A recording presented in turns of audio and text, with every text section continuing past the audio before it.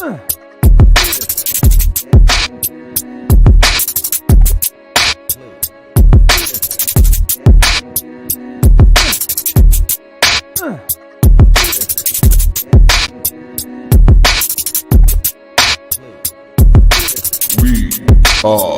Legion. What is up, comic fan? Welcome to the Legion of Comics. I'm Mark. This is Laura. And this is At Week's End, the spoiler-filled look back at this week of comics. And there's a lot of good stuff that came out this week, a lot that I'm excited to talk about. And before we do any of that, check this out.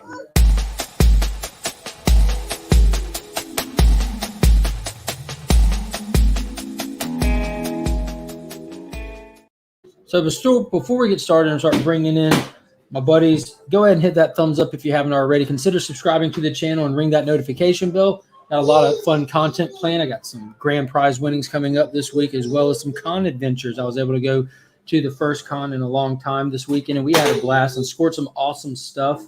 So if you want to check that out, don't want to miss out, make sure you have that notification bell turned on, and let's get right into it. Let's go ahead and bring in a first co-host here. We got Chris, the comic vet. How's it going, brother? Good, man. Good to see you. Glad to see that you're still awake after a long weekend of no sleep. Yeah. There's some naps involved. Yeah, I get it. It's been a lazy weekend for me too. No, not lazy, but yeah, we've been going. All right. What's going on, Ryan from the Cosmic Campfire? What's cooking? What is up, man? It's become my new favorite thing to ask you. What's cooking? Yeah, what did you have for dinner tonight? We had nachos, much the same as yesterday. Nice. Did you top them differently is the important question. And are we going down the rabbit hole of talking about food on here yet again? Did you do them on the barbecue? No. I did make tacos this morning, though, for breakfast, lunch, whatever that was. Yeah. Tacos for breakfast? Yeah. Wait, that's one like thing. Eggs and bacon and refried beans. One thing Homemade I salsa, discovered. homemade flour tortillas. All right. Well, I had Taco Bell. So let's say hey to the chat. So First up in the chat, we got the Blue Hellion in here. Hi, everyone. Hope everyone had a great week. I'm here for the LOC. We are Legion. We got Freaky Louie up in here. Let's do this, people. Dude, he put on another fantastic Saturday night Louie last night. Fantastic. Some of those covers, man. I was about to say, like, as creative and as amazing as he is and how original he is with his satire of Saturday Night Live and all that, all of it paled in comparison to, as Ryan pointed out, the way he unboxed the Goni Montez 1 in 500 for Power Rangers with a straight face. I'm like, And they was just like, on to the next one. yeah, that was. And I was like, what are you doing? That would have been my whole show. Yeah, one show on one cover. Like I've got all of the Montez covers he's did with the exception of like one special edition one he did that he drew for a kid. For it was like a Make-A-Wish thing. This kid said, I'd love to see this Ranger. So Montez drew it up on one of his covers, and it's really cool. It's like an orange Beast Morpher Ranger, but I do not have that one. But that 1 in 500 they did with all of those characters together, we actually see their heads for the first time, opposed to just the hands holding the helmets, and then the Green Ranger just getting ready to pop the top. You're like, oh my god, oh this is amazing. And then Lou's just like, yeah, this is cool. I'm like, yeah, man, it's cool. It's a culmination of 5 years of fandom in the making. It's cool. Right. There's only one for every 500 of those books. Yeah. What is up, Mars Comics? How are you doing? And I was wondering, like, that stores have to order 500 too. It's not like just they print one per 500 copies made. No, it's one for every 500 copies ordered from one person. So like a lot of the bigger stores, like I forget the name of that big UK retailer, you know, that pretty much supplies other stores as well. Those kind of stores got these books. Oh, yeah. Everyday stores did not. You have to pretty much be a large distributor to other smaller stores to even hit these numbers like that. Yeah, I imagine it's mostly online retailers that were able to get those, because I can't imagine most even here in Houston, I doubt they ordered 500 copies in any one store. Yeah, I mean, as big of a rollout as the relaunch had, it wasn't that's outrageous numbers. Like Batman doesn't even pull like 500 copies per standard size shops, you know. Yeah. Hello to the Cosmic Campfire, sup, whoever that is. Yeah. We got the C-list E-Man in the house. I hear there's an awesome show going on. I'm here for the fireworks. What's going on, brother? I always have a blast when he hops on Friday mornings. And, he just launched his exclusive variant that the C-list villains, the four of them got together and brought out one. God, I'm gapping the name of the series. But he is a moderator on this channel. He's more than welcome to drop the link in the chat. It's got a limited print run. It's like it's an indie series that I've heard it's a little bit about. Number 1. Yeah. Beyond the Breach. There you go. Beyond the Breach. I was like, it's on the tip of my tongue. What is up, Robert? How are you doing tonight? Hey, baby. What's up? What are you looking for? Wheelchair Superhero 87 is up in here. Beyond the Breach, yes. So, I just don't know what you're doing. I want to do that on the actual con video so that they think they catch it. Yeah. At the con this weekend, we ran into a few people that came up to us and said hello that we'd never met before, but they watched the channel and stuff, And she's like, make sure you shout out the people we met, which, we were talking about, definitely going to mention how it was good meeting some of them people in person, instead of just seeing comments in the chat and all that. It was really cool. Really cool. So Taco Bell has breakfast? That just blows my mind. I only found that out before the borders. Here we go. No. Everywhere has breakfast. Man. I waited that whole time. I can't believe that you're surprised that there's tacos for breakfast, man. McDonald's has breakfast burritos. Yeah. But I'm just saying, thing. I think actually I'm wearing a shirt last time I was in Tennessee, and that's the first time I saw Taco Bell having breakfast, and it blew my mind.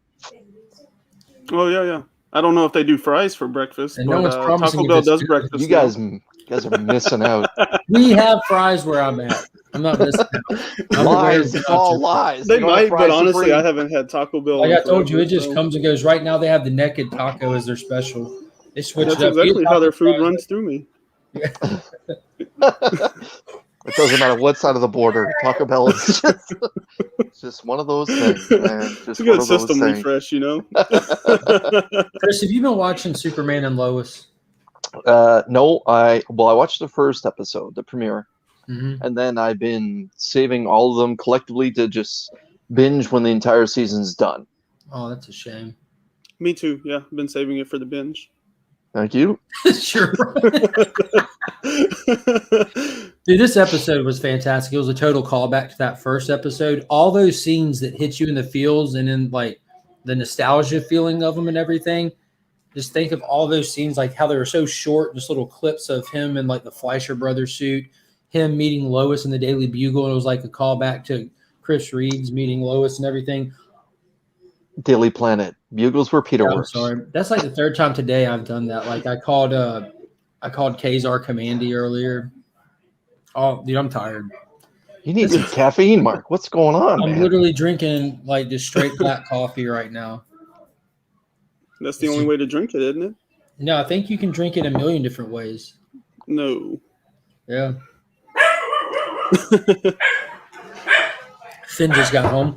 But all those scenes, they were long scenes that were cut into short clips for that first episode. So you get to see all of those long scenes. Speaking of coffee, none other than Mr. Chip Getler is here. Ooh. Dude, I would love some coffee. Come on, I'm always just drinking Maxwell House and like that big like value tub of it, because like I'm just I'd rather buy an extra comic than fancy coffee sometimes. I like to get the Dunkin' Donuts brand bag coffee from Dunkin' Donuts when they run a sale on it, but yeah. Thank you, Digger Jim. Oh yes, man. The phone booth scene.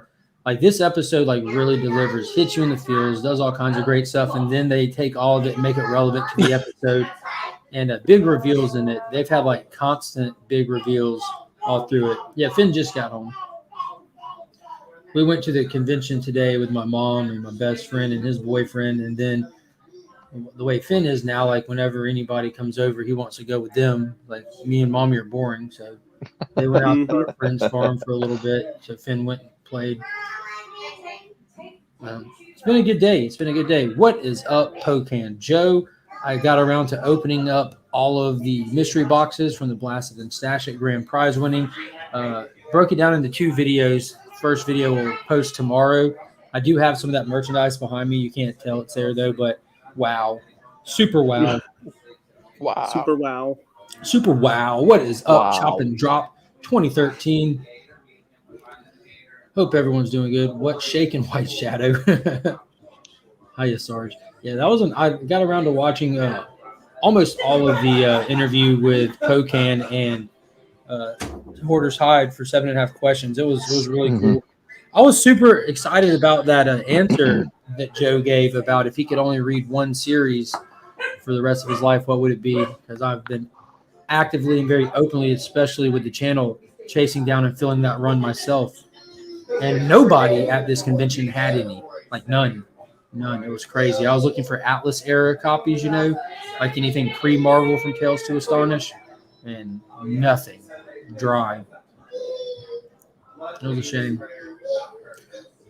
All right, getting into the nitty gritty. Let's just go and knock it out the front. What did everyone think of Loki?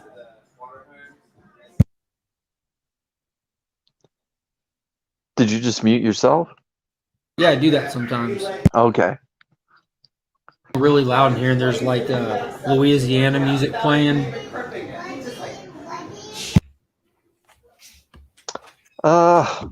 Let's see. Ryan, what did you think? I haven't seen it. Okay. I thought the cinematography. I've basically heard like pretty negative things on it. So, like, it doesn't seem like anybody well, I don't know. Somebody just said they hated it, but most of what I've heard is not that they hated it, but that it was just totally lackluster. Bro, that's Chip that said that. Yeah, that's not a valid response. Ooh. No, that's just Chip's thing. Every Friday, whenever anyone hops onto the show, the first thing I've asked them for the past 2 weeks is, "What'd you think of Loki?" And Chip responds before they answer, "Hated it." Every time. Just sets the tone. It's hilarious. I heard that people found it pretty lackluster. I guess the one comment I will add without having watched it is that I think Blastin and Stashin revealed that this is 3 of 6 episodes, and if it was as lackluster as they say, that's a huge problem because this should have been the midpoint turn. This should have been more packed than any other episode in the series. So, other than the finale, so that's has me a little uninterested, even bothering. I want to spoil it for you because I think I mentioned it before. As I watched it, I found myself bored, and when it was over, I found myself relieved. That being said, the episode did include like pretty much you're seeing Girl Loki turn into Enchantress. You know what I mean? Like they say the word enchanted, enchantress, enchantment, Ella enchanted, any type of way that you can turn to. Yeah. They say the word a million times in the episode. Just like in episode 2, before the reveal that Loki was a female, they made sure to pronoun Loki with him, he, his. Like they made sure to do that 1,000 times to seed it so that they can blow your mind when it's not a him. They do the same thing with this, or seeding the enchantment, enchanted, like over and over again. And she starts off with the Loki horns, his costume, his cape, and by the end of their running and gunning, she's stripped down to just like, I guess what would be is expected of an enchantress outfit. No horns on her head, they break, no coat, it had to go, So you kind of see that if you know to watch for it. It was pretty cool. What is going on, Warlord? We also find out that the Time Variant Authority is a lie. We find out that none of these people were made by the Timekeepers and put into here. We found out that they're all just variants that have been reset, and that's all we find out. Essentially prisoners. Yeah, that's all we find out. Yeah. So the whole thing takes place on the backdrop of one planet while they're on this planet. In the last episode, they step through the door and they land on a planet. Their goal is to get off of it because they're hiding inside of these catastrophes. Yeah, apocalypses. So they're in one where 0 people survive. It's where a moon is crashing into a planet, and they have a very limited time to get out of there. What is up, John's Comics with Kids? So they have a very limited time to get out of there, and Loki and Enchantress are kind of messing with each other, power struggle, like big stick, little stick, and he has the device that they need to charge to get them out of there. And it ends up breaking, so they have to try to get out on the ark that the people on the planet were building to try to escape as well. And yeah, it wasn't a bad episode of a TV show. It just kind of felt like you just want more, and yeah, that's all. So, just to add a little bit, just one final piece of negativity before I try to spin some positivity into it. Both. The one negative thing that I can say about this particular episode is it seems to trend. With the first two Marvel series that we had, WandaVision and Falcon and the Winter Soldier, there always seems to be that strike 3 episode where it just is not that good, right? Now, I know WandaVision was outside of almost everyone's wheelhouse. It was just completely different. We were lost for the first little bit of what's going on. I'm gonna leave that to what it was. I remember Mark saying about that show. What did we learn about that show? Nothing. What changed because of that show? Nothing. All we got was the young black girl start to super up. That was it. And then Falcon Winter Soldier, what happened in that show? Nothing.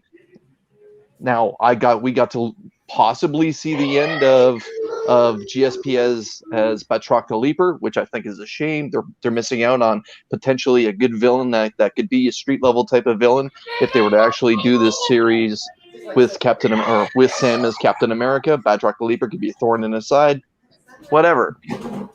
Now with this one, my hopes were very high because we have Tom Hiddleston, as we all know, is a terrific actor. I'm not going to say what I think about him as an actor in the entire MCU. We all know what I feel about that. I've seen the posters in your bedroom. Yes, it's true. He's quite the handsome fellow, and that accent, let me tell you. But but it's also in Ryan's here. Ryan just doesn't show the right side of his room. Mm-hmm. His wife sleeps on the right side of the bed right there, and she gets to look at Tom Hiddleston too. But anyways, no. The fight choreography was really good. The dialogue that they shared, the chemistry that was there. I'm not going to say it was Tarantino-like, but it was actually very good as well. They kind of stepped away from that cinematography where I kind of felt it was an homage to Kubrick with the first 2 episodes when they were inside the TVA. A lot of it to me felt like it was very much Kubrick. This time it was, all right, we're going to kind of go Star Wars. Yeah, it went very Star Wars with it. And like you were mentioning, I've seen a trend with the Marvel shows, like where they have this huge opportunity to make these shows count in a level that the movies count into the overall MCU. And don't run into the table, Finn. Oh my gosh. Kids are on the motorcycle. But we kind of leave these shows where we start these shows, like with Falcon and Winter Soldier. We started it with Sam with the shield, not knowing that Agent 13 was in any kind of legal trouble. Bucky and Sam were friends at the start of it, and then they deviate from this just to come right back to where it all started. So I just was after seeing these 2 shows, I enjoy them, definitely enjoy them. I just want them to take more chances to really bring an audience, force an audience in. I mean, strong word, but make an audience know that they're really missing out on something spectacular, not just in spectacle, but story-wise. This counts just like the movies do. If you're going to show up to the movies, why aren't you going to show up to a monthly subscription? Right. Now, with this particular series with Loki, there is that opportunity with Kang the Conqueror looming in the background.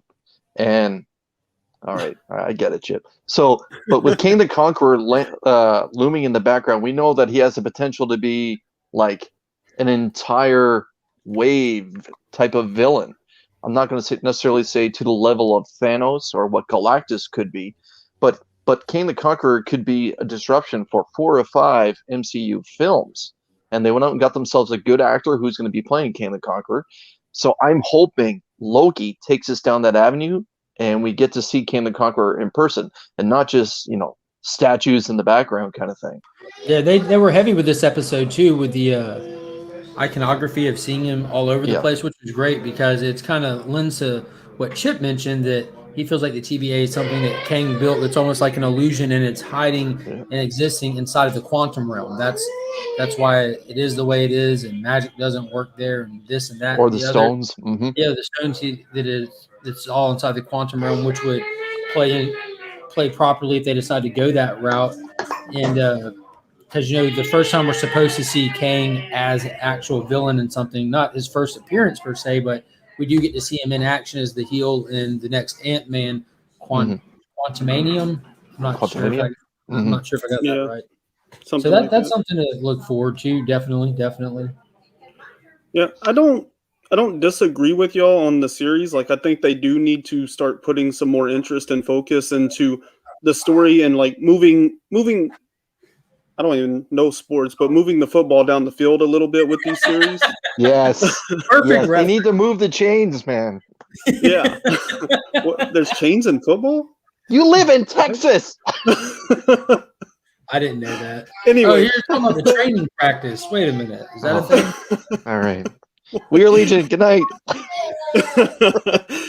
Anyway, I will say though, I think they have done a pretty decent job of like making the characters more significant for people like me, because I have never like Age of Ultron is one of my least favorite MCU movies, and I have never really cared that much for Vision, but I have honestly never at all cared for Wanda. Like she was the most inconsistent character in the whole MCU for so long. Her accent changed with every appearance, half the time every scene. And her powers were like sometimes she's super powerful and other times she doesn't seem to have any power. So that is one thing that I thought WandaVision did well. It actually moved the needle very slightly for me on those two characters. Now I'm like, okay, I get them a little bit more than before. So, and even Sam, I feel like we didn't get a lot of him in the MCU, and so I do slightly like him more now because of the series, you know. So I think in that aspect they have succeeded, but yeah, they need to start doing something with the story and the plot progression to move the MCU forward and not just be a bunch of like character studies, you know. Yeah, I feel like all these shows are just like the little branches that come off of the main timeline. Like you have the main timeline. Yeah, it's just like Yeah, how it was when ABC was doing the show or when was doing the this show. can't affect that, but that can affect this. Yeah, it just seems Yeah. It seems very one way. Of course, there is stuff like White Vision coming back, and they definitely can play with that. But that And Monica. Hmm. yeah, and Monica Rambeau, but none of that stuff like unless they really lean into it. I know that they're supposed to be leaning into the Miss Marvel stuff. They changed direction with that down the road. That we have the Miss Marvel series coming. Mm. And they're supposed to be changing the name of Captain Marvel 2 to The Marvels and spotlighting not Brie Larson.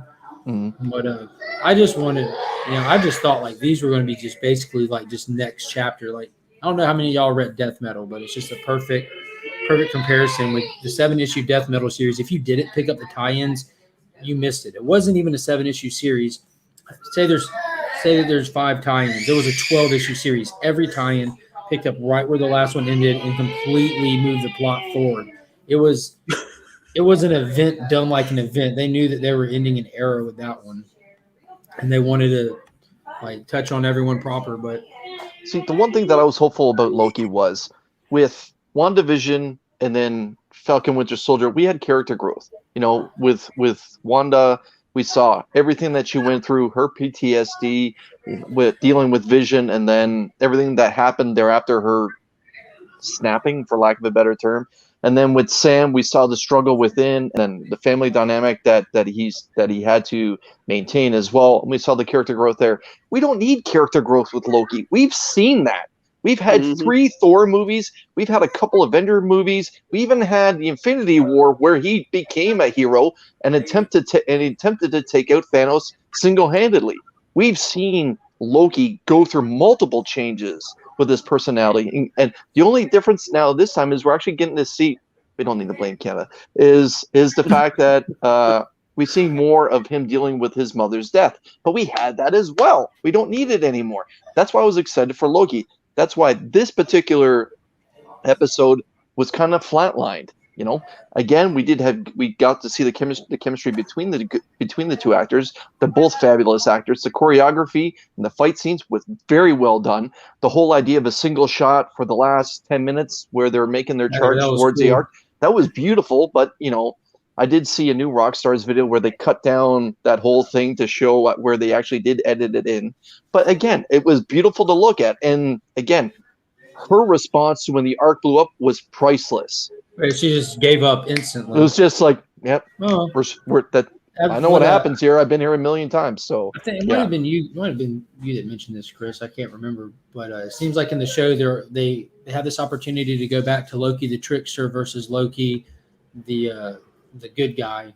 Like we went back to a bad guy Loki, and they are doing everything that they can to time progress him into the exact Loki that just died, that just died in Infinity War. Right. So he just went through all those life experiences again, all those traumatic moments that took him from being just a total POS to trying to do his version of working with, working for. And we just got him right back to that pretty quick. I mean, he still got a mischief, but yeah, here's to hoping that the busted, I'm sure the plot line is going to be, the busted piece of machinery that helps in time travel was just magic, and that everything is okay, and that he'll turn around and hit the button, and they'll jump out of there, like Quantum Leap, and that'll be it. On to episode 4. Yep. Yeah. He's just living his best life, cocaine. Yeah. He's a good soldier. Morality is subjective. It just doesn't matter. Hey, Tyler, how are your tootsies? If everyone hasn't watched the round 3 of DJ Lynx is in the Mix, the rap battle, it was absolutely amazing. And let me tell you, when you say somebody comes out of nowhere and just clean shop, Comic Head 84 showed up, and there was no point in anyone else being there. I wish he would have just done like 4 or 5 freestyles by himself. Like everyone did great. Everyone did great. Yeah. But he's the only one that showed up and just legit like OG freestyled just off the top and just throwing in 90s references and comic references and this and that. And it was just absolutely amazing. Like everyone did good. Everyone did a good. Drax set a record for longest rap in history. And dude, his Biggie was incredible too, man. Biggie even came with some heat this time. Like he had some very, very raw references in there and everything. It was awesome. Yeah, my one disappointment with him was kind of what they said on the show. Like it was just so short. Like about the time he really got into his rhythm and his flow, it was over, and I was like, oh. And Biggie's and I was just on he was doing a rap battle review wrap up for the past hour, and he made a good point. Like it only seems short because of what he just followed. Like when you look at his and put it up against everyone else's and everything that's came before, it wasn't short. It was just pretty standard. But Drac just did a marathon, but he has been like 10 minutes. But I made the point he has been on the earth for 10,000 years to get it all worked on. So it was kind of unfair. He is.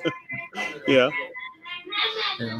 So what Hoarder's Hide is referencing there today on Two Cool Guys Who Hot Picks, I used a GIF of a girl because Mark's pick was terrific, and it was actually going to be my pick, and I made reference to the fact that Mark stole my pick again. That's fine, and then I had a GIF where a woman walked out and kind of just looked at the camera and gave a meh, and then just kept walking, and I guess that girl was pregnant. So so insensitive. It's in no way, shape, or form doesn't mean anything, but I guess I'll keep it. He was baby mama signaling. It's just a GIF. Well, mark that fetish down in the book if you're keeping notes on Chris. You want to know what Canada's really like? Yeah. It's true. Yeah. Biggie accused me of influencing the judges on his stream. He also, I was hanging out on there while I was getting everything set up. He also said that he timed me out for spamming his chat when I've never spammed anyone's chat like in the history of my life, and he's never timed me out either in the history of Biggie Shack. He also I don't know if he was referring to someone else who's got the name wrong, or if he was just on some of that wacky tobacco. I don't know. Not sure. But it's not the first time I've heard him kind of say something that wasn't. Memory. Yeah, he's like I've watched him judge some stuff, and I don't know. He doesn't always pay the closest attention. If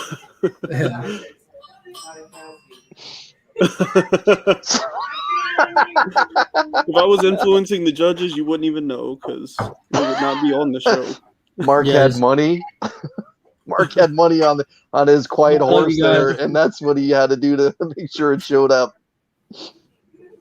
Yeah. Stop influencing. I think he meant me. I spam this chat all the time. Scroll up. That's true. It's true. All I see is like shattered glass and Chip Getler when I look across the screen. At least these guys are not asking you to stand up and show off your Superman T-shirt. Yeah. Oh, this is the shirt I was talking about, Mark. It's like Oh yeah, Marvel, yeah. you know. Your daughter, like that's I think America. this is Black Widow. I don't even know who that is. And we got Thor. But my daughter, my 3-year-old, she'll come up and she'll be like, "That's Hulk, and that's America, and that's I say Iron Man," and she's like, "Yeah, Iron Man." I'm like, well, this is Captain America. He's not just America. That's a place.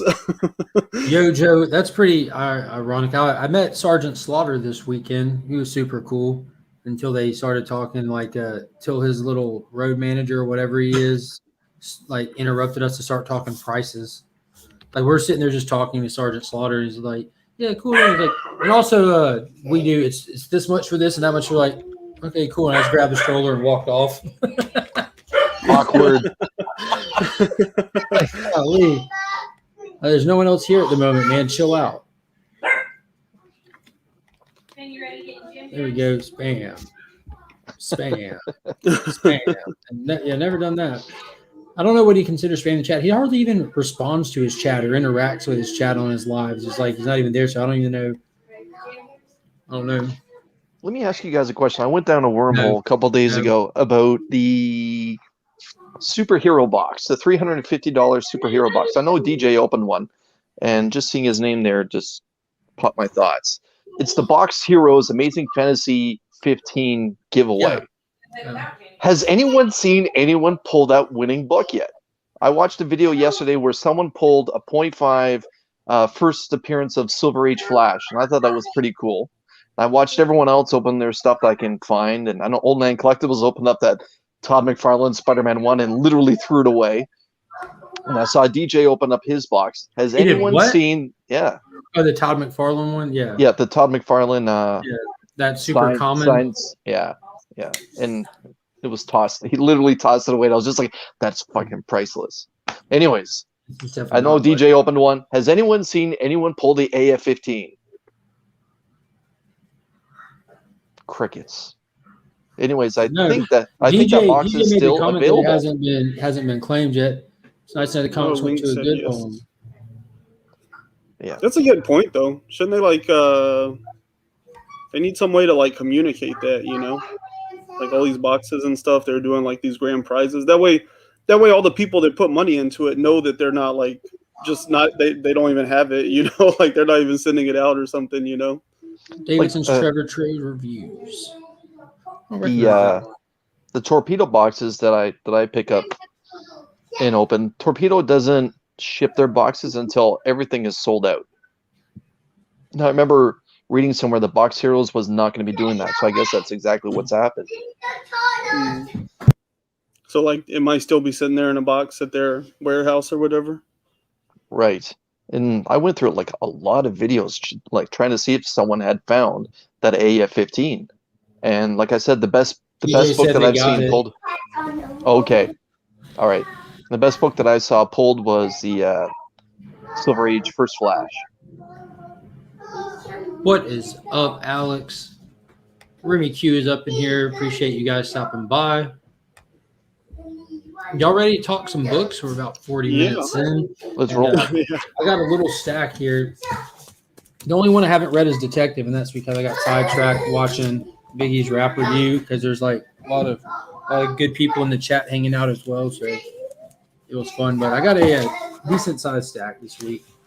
It was definitely DC heavy. DC dropped a lot, a few new titles and stuff as well. I don't know if I have a single Marvel book. Yeah, I don't have a single Marvel book this week. Not one. I don't remember what Marvel dropped. I only picked up one anyway. The rest of mine was Indies and DC. Was it Heroes Return? Nope.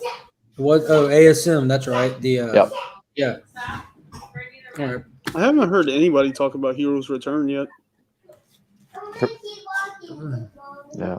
There's really event. Station touched on it. Huey hadn't read it, or one of the two of them didn't read it. I think they talked about it on Blast and Station. I might have missed it.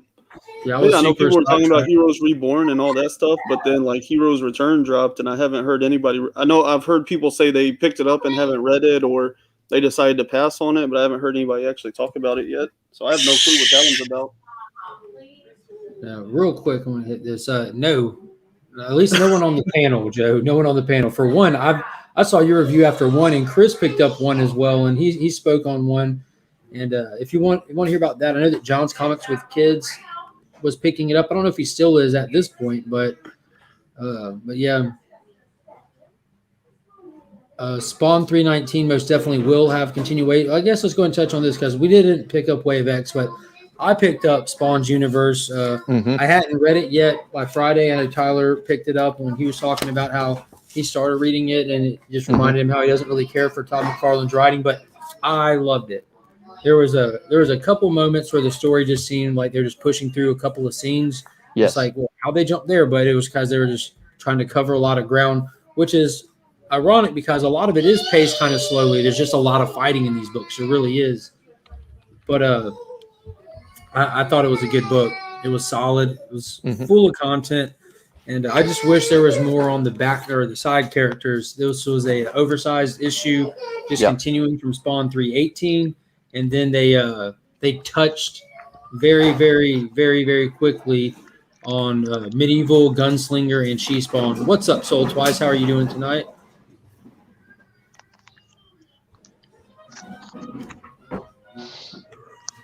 But yeah, I went with that Medieval Spawn cover. He's always been the most intriguing Spawn for me. Look at that Gunslinger cover. Dude, how about the Gunslinger story in there? It was almost like, was that like his first awakening? I need this. What do you need? Oh, you want to see? There's always kids running around this house. It's awesome. Tell them, hey. I think the best was when she was crying and we waved, but she still cried and then waved. While she was waving, yeah. Yeah, so I'm not too up on the original, like 174 and 5 or whatever it was with the Gunslinger Spawn when he first appeared. But so that little backup story was super cool because it was basically just his dead body laying there for about a year. And he wakes up like reborn. And the first thing he does is he looks for his face because when he was murdered very violently and he was skint alive before they killed him and left not just him, but there's obviously more people with him, their faces on the ground. So first thing he does is pick up piece of what's left of his face and puts it back on and gets up and gets ready to go about his business. I thought that was really cool. Did you get a chance to read it yet, Chris? I went through half of it. I'm actually just trying to see where I actually ended off. So the backup characters, She Spawn, Medieval, and Gunslinger get about 3 pages apiece. The rest of it is kind of just like I said, it was a direct continuation. I'm gonna destroy his name, but God. I'm going to find it. He was even in the movie, but Cogliostro or whatever his name is, they're ramping him up to be the big bad. Like he's been working through the ages with Spawns really to his own means. And it's definitely nefarious. And he kind of goes through some kind of phase and gets reborn. And that's where we get introduced to what's going to be, I'm guessing, the next big bad guy. Because he comes back as like a super dude ready to come kind of rule hell and the people from hell. And he's calling himself Sin. So it looks like he's going to be a big heel moving forward. Right. And this is said Gunslinger putting his face back on. Oh, it was wicked. Like the artwork on it was fantastic. Yes, it's a beautiful book all around. But I'll throw that up again. Yeah. The artwork for him was wicked. And there's just skin faces piled up on the ground by it. Yeah. So Gunslinger said was lying for what seemed to be a literal year. And all the seasons changed, and there's multiple arrows sticking at him. He went out brutally, and it's just like he doesn't even have any limbs beneath his knees. So I thought it was very well done. Yeah, his legs just folded all up. It was wicked. But yeah. So the medieval thing was cool as well. It looks like everyone's about to have their own reasons to have a blood feud against Cog. Like when Spawn and Cog were chained up together on the island with Cog, he's able to get himself out, leaving Spawn and Gunslinger there, and Spawn's meeting him for the first time. And Gunslinger ain't trying to hear nothing he has to say about working together, getting out. He just has his own reasons to want to go kill Cog. And the fact that he hasn't killed him so long ago is made the point he just hasn't got around to it, hadn't had the chance. And And then medieval Spawn, you see him fighting. You see he shows up with all of his acolytes just dead, and you see this giant dragon and this mage who like they're facing people who've never seen that powerful before, and they make the announcement that basically their big boss or that they work for is Cog as well. So we're seeing where he's injected into the history where he's always, from my knowledge, he's always been known as like an ally, a trainer, a mentor of these spawns and stuff. But it looks like he's got these total nefarious vibes going on that they're bringing out for this big introduction of Spawn's universe. So I think that's really interesting. And I have a huge gap in like my Spawn knowledge. Like I've got like the really early stuff that I remember, and then I started picking back up with 300 and 301. And then I picked a few of those up and stopped. And then I just had a speed read through like the last 10 issues to get caught up to this. I didn't speed read, but I just binged them. So I've got a lot of gaps in my Spawn knowledge, but it's seeming pretty good. And I might be the minority on this. I don't know how many people pick this up who haven't been reading Spawn, but I enjoy McFarlane's writing in this. I did not have a problem with it whatsoever. It is heavy-handed in the kind of classic style of a lot of narration stuff.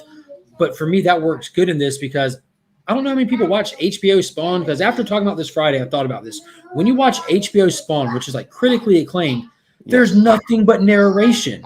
Keith David never shuts up the whole time. And it's amazing. Lonely Spawn just going on about what he's doing, how he's feeling. That's the style of the character, and it works. Nothing but pain and heartache. That's all David or Keith David spoke about the whole time. Oh man, that she Spawn, like Priest. I didn't realize that Priest was she Spawn. Like I hear him call her Jessica all the time, but Priest from the movie, like she goes after Al in the gala and he kills her. She's she Spawn, which I think that made that character a lot cooler knowing that another mercenary from like the old time lore is actually the she Spawn. And she's got a kid out there that she's not allowed to see because of how much danger it would bring the kid that lives with her mom and doesn't even know that she's her mom. She's referred to as her aunt and everything. So you got to see her tell her kid goodbye for the final time because of the war that's coming and the danger that's coming with it and everything. So like she's fired up. Yeah, I enjoyed it. I feel like I'm even more on board with it than before. I was just kind of excited about its potential before, caught up on the reading, enjoyed it a lot, read it, and I'm more hyped than before. So I'm definitely. Year of the Spawn is here. Yeah, I agree. Like for those that enjoy Spawn, they're going to be even more happy with this. And for those that jump on, it's going to be probably split down the middle. It's Spawn's definitely a unique thing to itself. So if what you normally read is Marvel and you jump on this one thing, you're going to be like, if you normally read a bunch of indies, that's not what it has. Its own feel. It really does. You couldn't place this anywhere else other than in its own universe, really. You want to talk another universe spanning book? Maybe even a multiverse spanning book? This earned the thumbnail this week. That's why we got Dark Side on the thumbnail. I read it earlier today, and I was like, holy crap, this was as good as I told you. Yes, this was fantastic. I really wasn't sure it was going to live up to the hype I had heard, but whew. What's up, Austin LeMay? And as always, for those who don't know, go check him out on Instagram. He's a fantastic artist, and he kind of teased on the auction that he was on that he might be putting up some art for sale here soon. Hashtag Austin over Peach. I'm beginning to see this hashtag all over the place, even places that I'm not at. I do want to remind everyone that hashtag started right here on Legion of Comics. But yeah, this was fantastic, Ryan. Go ahead and take off on this. What did you think? Go for it.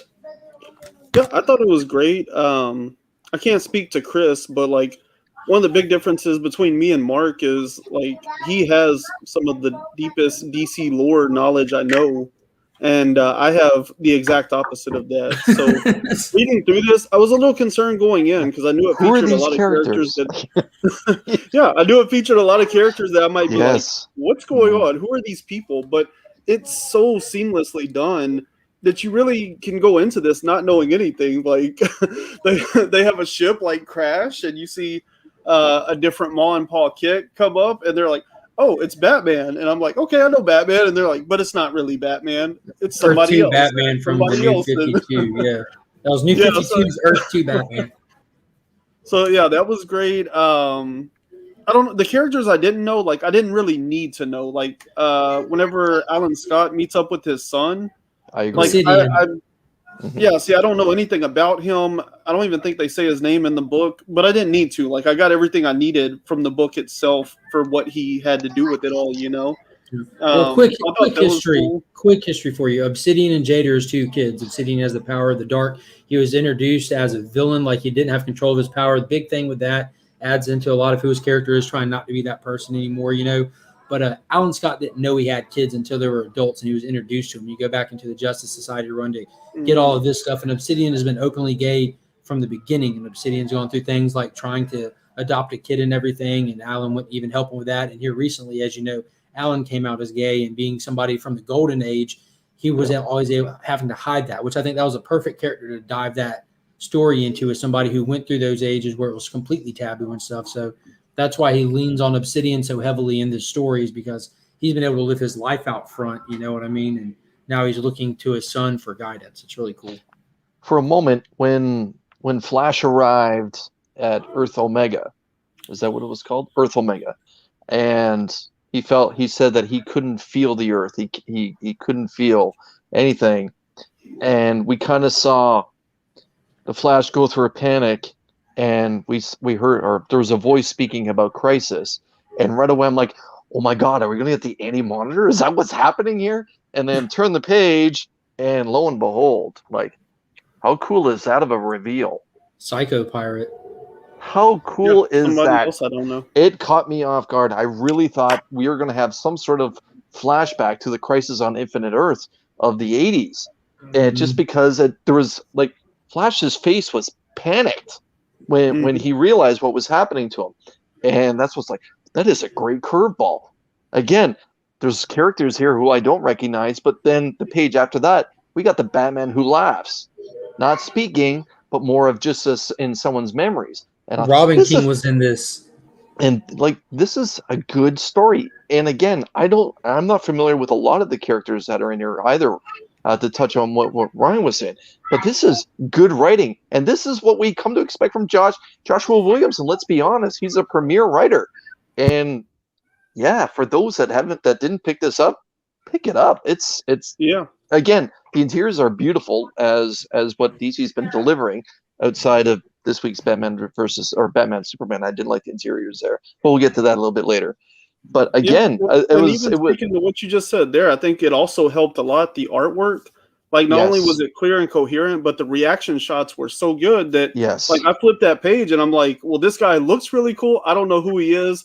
I figured out his name is Psycho Pirate because, you know, he says it.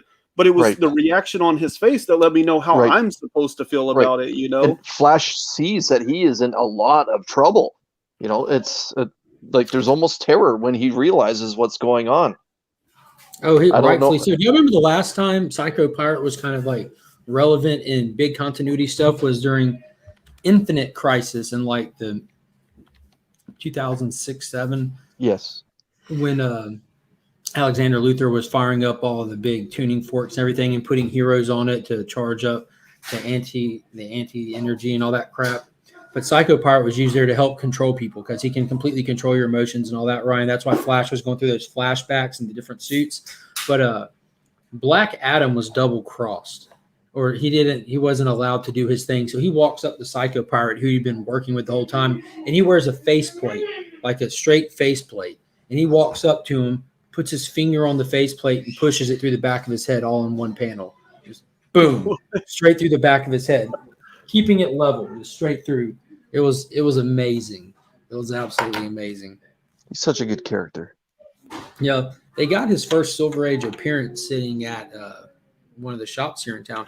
But what I thought was cool too is like we're going back to what we saw, like those teasers and cliffhangers in Infinite Frontier number 0 they did a couple of months back. So we see the Quintessent laying there dead and everything, which I cannot believe how powerful they're about to play this dark side out to be, that he just can just beast the Quintessent like that. And it's really cool because some of the things that I was like, you know, me with my hardcore continuity, this shot here, this first panel right here, this is the first time that we're getting any reference back to the way that the Omniverse is structured. So before in other stuff, especially in events, they show you like little panels, or in big Green Lantern stories, you see like the structure of the universe. So we're seeing it in here with the multiverse inside of this Infinite circle with, this is a two-dimensional picture, but you have to picture it bigger than that. Just all these infinite Earths through here, but we see Earth Prime and Elseworld. You remember how they named them? There's two centers of the universe now, so they're still working on that. So that's still present in there. I thought that was really cool. I'm excited to see what they're going to do with all of that. It was great to see these heroes all over the place actually working and fighting. I'm glad that they're actually calling back to the event that came before. There's the finale of Death Metal and stuff. But the big thing is getting Captain Carrot. Justice Incarnate. You got Captain Carrot, you got Mary Marvel, you got their Red Tornado machine head kind of guy, but we got President Superman in there. They're all in the House of Heroes. Yeah. And the fact that Batman doesn't know any of them is kind of odd. So I don't know what he's been through or what he just went through to get to where he is, because it's been years since I've read a story with him in there relevant, So we'll see. There's a lot of potential spinning out of this. Even Stan Lee's Wonder Woman made it in here. Let me see if I get to focus. So there's Stan Lee's Wonder Woman right there from the series Just Imagine. Yep. Then you have the Tangent Universe characters right next to it. So it was awesome playing who is it? Where is it? What is it? It was really cool. The Demon had a little brief picture in there. He made one panel. Yeah. But again, Kelvin Ellis trying to drive home to the point, or trying to drive to the point home to Batman, like, you're dealing with something on a very large scale. Who are you talking about in particular? And it just, the Flash. Which one? Barry Allen. Quiet pause. Which one? Which one? That was awesome. Yeah. So moving forward to the end. The end was the big kicker. A lot of this was just stage setting, but the end gave us a huge kicker. We get Rory Harper back. She's being chased down by this new we don't know if it's a bounty hunter, a mercenary, an assassin, but by the name of Extract. So they came for Rory Harper, and man, did they get a surprise.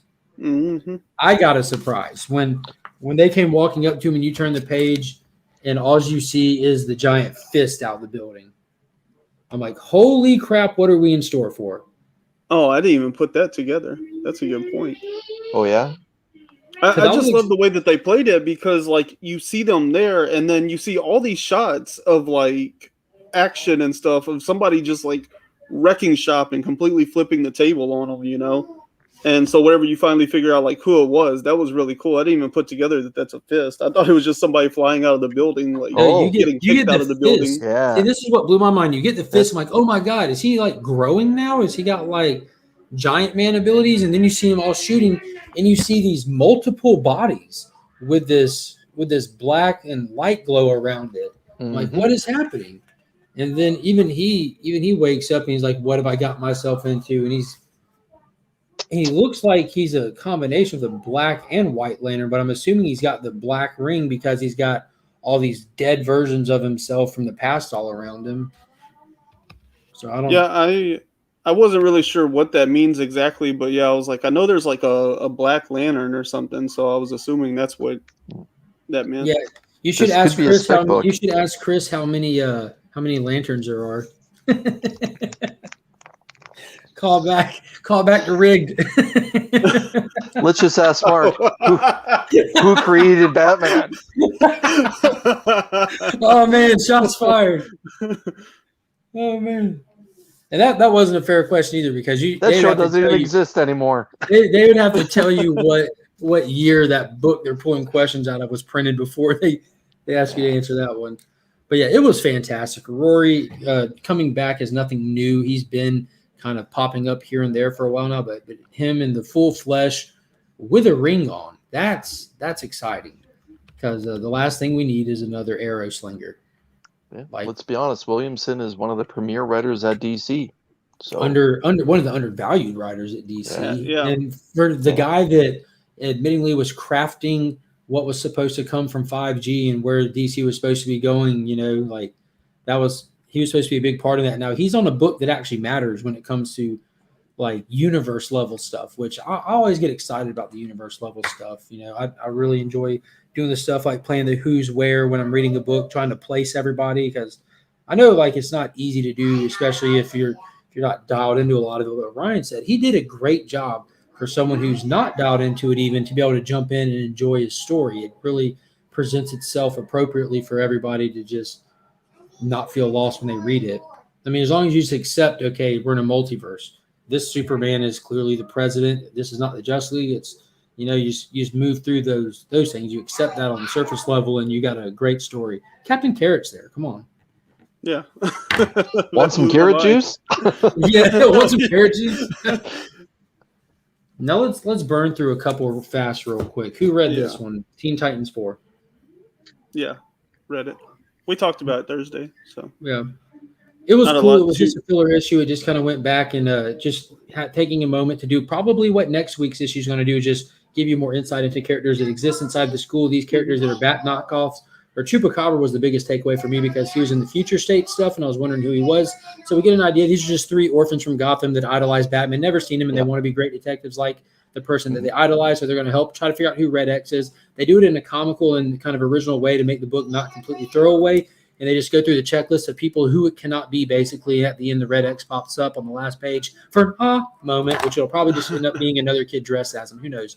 So it was not needed, but it was fun filler. Mm-hmm. Right, yeah, I agree. I enjoyed the delivery. I just didn't really enjoy the content of it. But yeah, that's pretty much all the same. Someone liked it. They put a ring on it. That's right. That's right, Joe. All right. Some that I actually wanted to. All right, another burn through. Power Rangers number 8, another one that we've already reviewed. That if you want to hear our long formatted review on these last 2, this one and the last one, you can always check out Burke Family 54 Comics, where on Thursday nights, Ryan and myself are on there, and we review a handful of books as well. But this wasn't a bad issue. We kind of get introduced to the Imperial finally. We get a Ranger confrontation with him. And the big reveal was that the Imperials that are cosmic level deities, basically, that equal opposite to the Morphing Masters, are answering to an Eltarian. It's called Zertan, that was in the background and the backdrop of a lot of flashbacks for the last 8 issues pretty much. And that was actually not a cool reveal for me. It was kind of stupid. Like, why is an Eltarian controlling these people? So I'm excited to see what they're going to do with it, but also like this was dumb to go that direction, to have to do something to do with it. But we're still trudging our way onto the big confrontation, but at least there was a confrontation. It was basically a Galactus moment coming in and just wrecking a planet, but it wasn't bad. There was definitely a decent issue, and I'm still just questioning the direction that Ryan Parrott's going with this, and I'm still amongst the thought pattern that this series has ran its course. The current run of Power Rangers needs a complete fresh reboot, and these Imperial are actually, they said that they're not here to destroy anything, they're here to reset creation. So maybe Boom knows it too. So I don't know. I think that at this point, Power Rangers would be better with one-shots, like thick collected volumes. Just drop a trade that is just a self-contained. Let's spend some time with the Zeo Rangers, the Time Force Rangers, and make them connected to the universe. Yeah, make them matter. That's been the biggest. Like, they've done several OGNs that are very solid reads, but they're not connected to anything, and that's the problem. Like, they could be building out that universe, but I've often said, like, I like when they take things away so that I learn to miss them and want them to come back, and I'm excited for the return. And that's kind of where I'm at on Power Rangers right now. I kind of wish that they would just stop the line for like a good year, maybe even 2 years, and then I'll be really hyped for it to come back completely fresh and completely revamped and completely new and not bored of it. Well, even it just doesn't feel like it's going anywhere. Well, the thing with Rangers is they can write stuff and it doesn't have to point out to you that it's tied in and still be tied in because of how we have like the multi-dimensional stuff and everything. Mm-hmm. That's kind of how I feel with it. If they would take the time, like you said, to actually throw in just like a line or throw in just something just to draw your attention to the fact that yes, this all coexists. They don't have to actually they don't have to MCU it. You know what I mean? Where it's like that. Yeah. But just remind the readers that all of this does take place where these characters can crisscross at any moments. But next up, y'all got any speed read ones or speed review ones? Sure. Go ahead. I can speed review the franchise. Was this a special? Was it a special? That's it. Done.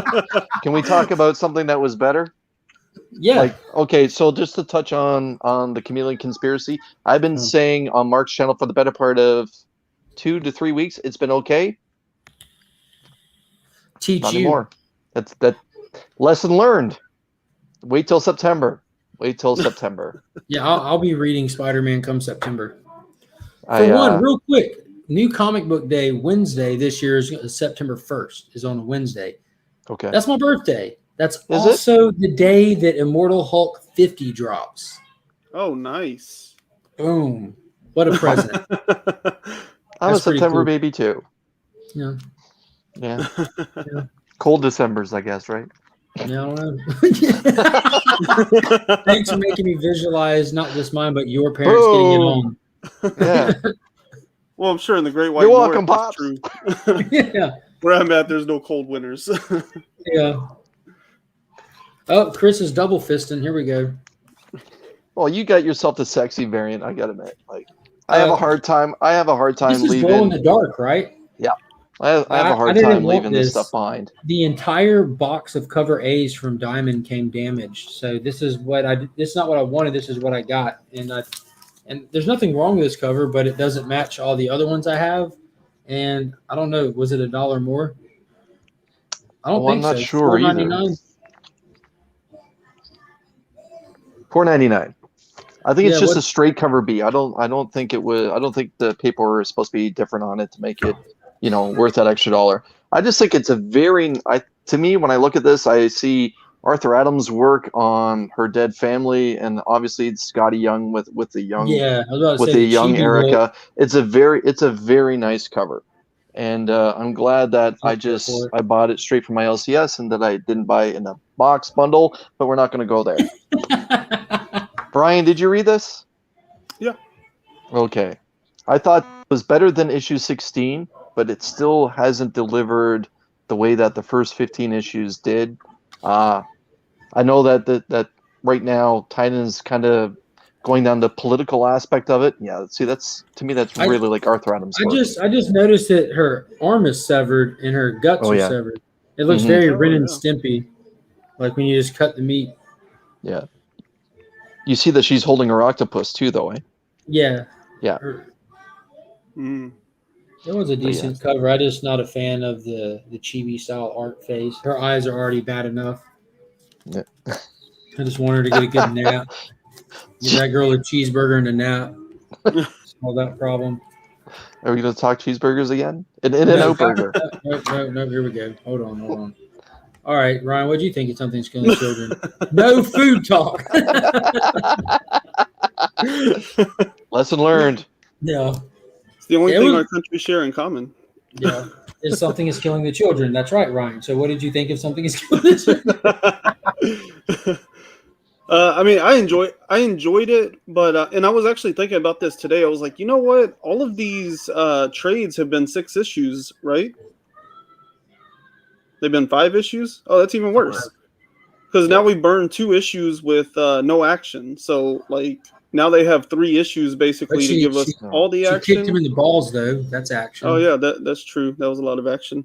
That sucks. But yeah, that concerns me that there's only 3 issues left in this story arc, and we haven't really got to anything truly substantial. Like the first issue was a little bit of a burn. Like I enjoyed it at the time because it had been gone, but then I was like, in retrospect, like nothing happened in that one. This one I liked a little more because they did give us like what the character stakes are for each of these characters, and they made those connections. The white room, But the black room. we need to get into something now, Yeah. and not. And I hope it's not 3 issues of her training. It better be like 1 issue of her training. She overcomes something, and those last 2 issues need to be her first mission. Right. Well, what we're going to see with the next issue is, her initiation. Right. And we did have a little bit of action. It was just basically her nightmare sequence where we see her mom literally get cut in half. Oh yeah, that's true. That was in there. That was essentially it. But yeah, I'm with you. I get it. If you call a Jean Grey fever dream an action scene, sure, but otherwise that was just a dream. I get it. Like right now, Titan's giving us the whole political aspect of, dealing with it. We got a little bit of the history of George and how the whole thing started. St. George, pardon me, how the whole thing went down. Again, enough politics. Let's see what's killing the children here. Like get us out there. Like after 18, I want 19 to be her first mission, and I want her to go solo or go with Aaron, whatever it is, and take on a whole brood All the like people on the hype train for it, I might catch flat for this, but I've not enjoyed the last 2 issues like at all. I've read them like I don't care. There's not enough content in each one of these issues from issue 1 till now to warrant this kind of storytelling for this series. I trade read the first 2 volumes and it was absolutely amazing having yes, that much content to go at once. And it's just the pacing. Like it's still it's a well put together story. It's well done. But Mhm. for monthly reading, I have never read a book that I like. I hear people say it works better as a trade, works better as a trade. I'm like, I read monthly just fine. This is the first one that's actually got me like, dude, reading this monthly, I feel like I'm losing a lot of the quality of the story, having to break it down and gap it like this. Them flashing back in 2 issues is ridiculous in my opinion. What made this series so great and so awesome was the mystery of a lot of stuff. It started out with like a monster hunt. We're in a small town. She's battling monsters, this and that. Now the book is 180 degrees a different book than what the first. What issue is this? 17. Well, this is What the- 17, but Yeah, 16 so was where the it picked first, back up. yeah, the first 16 was just a 15 issues, retelling. the Mhm. first 15 issues is like one genre of story, one genre, and this is like a whole different genre. I like the other genre. I don't care about this. This is a not as good Seven Secrets right now, like where we're just inside of a secret order that are doing things at whatever. So it's turned into that genre, which I'm reading Seven Secrets, so there's nothing that's really going to overpower that genre for me at all. But I'm afraid that they're going to just stamp this and just move forward from this timeline.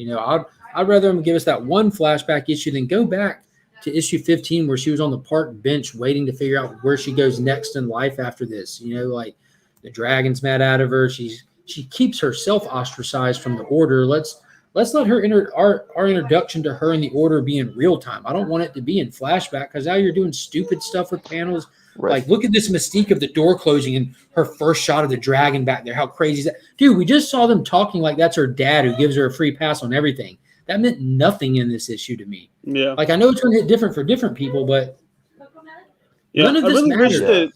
I really wish that he had done 16 as the first half of 16 and then 17 in the back half of 16, Like those 2 issues could have easily been compressed down into one issue and it would have felt a lot more fulfilling. What it definitely could have been is 16, 17, and presumably 18. It could have been another town, another part of the United States being ravaged, and quietly someone's reaching out to the order, and like no one's showing up. We don't know where Erica is, but we're also getting her backstory about her being or her family being destroyed. And in her introduction into it, it could have been 2 separate stories going on at the exact same time. And that's what I quietly hope for. I hope to see like, okay, so if everything is going to be based around Chicago, in and around, because Wisconsin is close to Illinois, and like I thought, okay, maybe North Dakota, maybe Michigan, maybe something like this, where are the monsters trailing? Like, do they have a set path that they're crossing North America? And I was hoping that a town would have been destroyed or getting ripped apart. How the first one in the first arc through the first 15 issues, the and kids this is like were the first town that hasn't gotten just wiped out after one of these, right? Like they basically do a cleansing. Yeah. So like we know that though, like a Men in Black neuralizer kind of situation. Yeah, well, or Alien vs Predator cleansing where you just drop a bomb, a Resident Evil cleansing where you know what I mean. But you can't tell us that this is what they do and then waste 5-issue arc showing us. You've already told us your readership isn't stupid. Don't treat us like we're stupid. It should have been two storylines, 2 different timelines, in my opinion. Give us something that's happening right now to some town and no one's there. Like no one from the house is there. Erica's not there. Where are the monster hunters? Where are the monster killers? Where are they? And 3 issues of people, families, like main characters that were introduced being wiped out, but we're also getting that backstory of Erica. They're going to have to waste a whole issue giving us in an issue form, showing us that Erica's big revelation of realizing that she's the one that manifested this monster that killed her family and her dealing with it. And I just feel like they're going to spend a lot of time showing us what we already know. Yeah. Well, and the beauty, like in those first 15 issues, we got like this arc of where Erica shows up and, she thinks she can do it alone, but she needs help, like kind of getting to know the town and the area. And so that's why she brings James in. And then over the course of those 15 issues, they actually he learns not to trust her, and they kind of separate for a while there, and their connection and relationship becomes very strained until she realizes she does need help and she can't do it on her own, and they kind of come back together toward the end. So wouldn't it be more reasonable for her to take him to the next town or whatever in this arc? And as she's explaining how her initiation was unorthodox, and that's why his initiation is also unorthodox. And then they could be flashing back to how she got initiated and the history of the order and all that stuff. Right. And that would have been great for those dual storylines, as he learns what was supposed to happen and instead what has happened, but instead they just want to go all the way back to like baby Erica. And I think this is getting really stale. All my attention for Tiny and indie stuff is 100% on Department of Truth and Nice House now. Like for Nice House was loaded with content. Every issue of Department of Truth is loaded with content. Absolutely loaded. Even his Batman books have been loaded with content to it being problematic. Introduction of new characters, numerous plot lines. Like this book is just snail's pace. I just can't. Man, I'm going to pick it up monthly, and unfortunately, because of the sake of reviewing it, I'm going to end up reading it, but I'm going to have to go back and just like block read 5 issues, or maybe I won't wait that long, but like when the next issue comes out, I'll block read these again. But then again, I don't have time to do that. Just it's a double-edged sword. What is up, Nick's Kicks and Comics? Ayo, that man's been sending some pictures from the beach and stuff. I cannot wait to get to my vacation next month. I'm going to be streaming live from the beach. At least 3 days of the week. So it's vacation. You're supposed to do what you want. Speaking of young people with attitude. Oh, I thought you were about to pull up Power Rangers again. Like what? Power Rangers. Dude, that's how the show starts. I leave that to you guys. Give me boom. Alpha. Earth is in trouble. I need teenagers with attitude. That's the only requirement to be a Power Ranger. Erica, let's admit, as soon as Erica steps off that bus when she arrives in Wisconsin, nothing but problems. And Damian Wayne is nothing but problems. I hope Pocan Joe is still in the chat, because he had a very unique review of this book this Friday night. But go ahead, Chris. I want to hear what your thoughts on this series and this issue is. So I got really caught up in the cliffhanger of issue 1 when young Damian had his heart ripped out, and I kind of blanked out on the fact, it's Lazarus Island. He'll come back, no problem. Everyone comes back with anything to do when Lazarus is dropped as a name, that everything will be okay. I liked the pace of the book. I just kind of thought Damian, now he's got this chip on his shoulder since he was bested early in issue 1, that he just wants to fight everyone. He just wants to present himself as an alpha male to everyone that's going to be combative in the tournament, no matter what. He just wants to fit in as fast as he can, be the cool kid on the block, but also represent that he's an alpha male. Running around, asking everyone if they want to fight. It happens a few times, and finally the opportunity happens when we have the revelation. What's the young kid's name? It's Green Arrow is his father. Connor. Yeah. And they're having this lighthearted moment where they're comparing childhoods, they're comparing dads, Batman and Green Arrow. And they're going back and forth like, yep, back and forth. And all of a sudden, the presentation's there, and right away Damon's like, let's fight.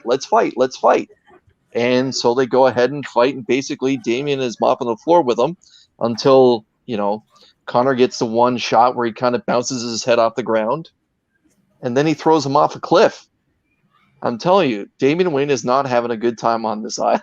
He's not having a good time on this island.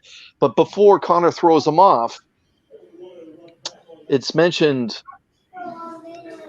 by those that are about to run the tournament that, okay, when you die on this island, you heal immediately. However, if you don't die, you feel pain the entire time that you're here. So basically, you have tells to heal Connor, like normal. If you don't die, you don't get a reset. Right. So basically, Connor throws him off a cliff to hurt him and have long-term pain to deal with what he does. And then he's, of course, saved with a whoosh. Insert Ryan's sound effects here. Where you at, Ryan? Whoosh. Like not boosh. Boosh. I do that with my daughter now. She does it back with me. You need to put that on a t-shirt. Boosh. Boosh. And yeah, it's presenting that he's saved mid-flight, and it says Damian says father to him. So is this Bruce Wayne or is it Ra's al Ghul? It's Ra's al Ghul. It's totally Ra's al Ghul. So I thought it was a fun issue. I didn't enjoy it I didn't enjoy it as much as the first two issues, just because Damian's attitude was he's just trying to supersede himself in front of everyone, trying to give him, just trying to boys will be boys and boys He has himself more up. self-control than what they're presenting in this. Like, there's no way he doesn't. Like, can I ask you something? What is his objective?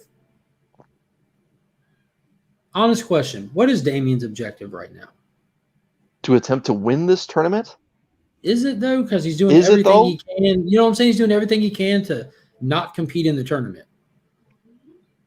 So I don't know. That's a little goofy. I was all in when this was a backup story. The first issue I thought had me hooked. The second issue I thought was stupid. It's absolutely stupid. All these backup characters. I'm afraid for what could potentially be coming with like the introduction of Respawn and Ravager being relevant, and know that Deathstroke Inc. is coming. The last thing I want to see is like a whole Deadpool list of copycat characters in one book. 'Cause that's just stupid in my opinion. Like, look, we're incapable of being original. Let us show you how. Spend your money on this. Read this. It's just makes no sense to me. But I just hate the dynamic of this book. I absolutely hate it. I'm interested in the story, totally interested in see what's going to go on with Connor, but I absolutely hate this book at this point. I don't like how it flip-flops between like the speed and the tone of it. Like, we're all kids, y'all. None of these people are kids. None of them are kids. There's not a kid in this book. I don't care how young they are. These are all murderers. These are all trained assassins. There's no kids. Why are they acting like we're here to have fun? Dude, ain't none of y'all care about none of that. Not in any book in the history of your existence until this stupid little couples retreat book. This, though, was fantastic. This was back and forth. Yeah. Yes. That was so well done on a level like watching Damian interact with Jonathan. That was great. I love that. But I thought it was cool. It was very short though. It barely lasted 2 pages. It counted though. It counted, but it was weird how, like, I want to know what kind of hold they have over Connor, what they have on Connor that they could just boss him around, like, but he did say that they found me when no one else cared, this, that, and the third, blah, blah, blah. He knows he's on the island. And this was a horrible panel work, by the way. It was an intelligible fight scene completely. Yeah. By the time I went through it, then I turned the page. And when I went, like I said, it was like Robin. Yeah, it was like Robin was manhandling him. And all of a sudden, that's what I thought. Yeah. And then all of a sudden it was just like, okay, now somehow Connor bounced his head off the ground and the stakes have changed. It's all different now. Yeah, I think it could have been a fun read if I was looking for a book not about kids that aren't kids partying on an island that's not a party island. And I have to go back and listen to that story you told, that personal story that like it made it stand out to you. But I actually talked to Ryan about that, Joe, that being that I did not have that personal experience that you had, I was wondering if this book is going to hit me in the way that it hit you, and it definitely did not. It definitely did not. And I could not tell you for 1 second what's witty about this book, because I feel like it's straight on the nose, it's straightforward, it's even campy at times. I don't know about witty, but that interaction was fantastic. And yeah, that did bother me. Y'all know I talk about panel to panel action a lot. When I got to the page, I thought that Robin only took one hit in this, and I didn't even know how he got a hold of his cape. He just got his cape and threw him down. I had to double check. This looks like a missed blow, but they put blood in it just to make sure you knew it was there. And then one punch. And he's just like, he's out. He's 100% out. But Connor's not a chump. He was the legit Green Arrow for a while. Like Wally was Flash, Connor was Green Arrow. So I do like his he is sporting a midriff, and I support that. I mean, to beat a dead horse, I haven't read this issue, and this is kind of going to be the deciding factor where I stick on with this or not. But for me, like, people seem to really be in that second issue, and maybe I'm just forgetting like a whole chunk of the book or something. But my memory of that second one was Damien waking up and then just a walk and talk explanation of the rules and the tournament and stuff, and then we're going to a party.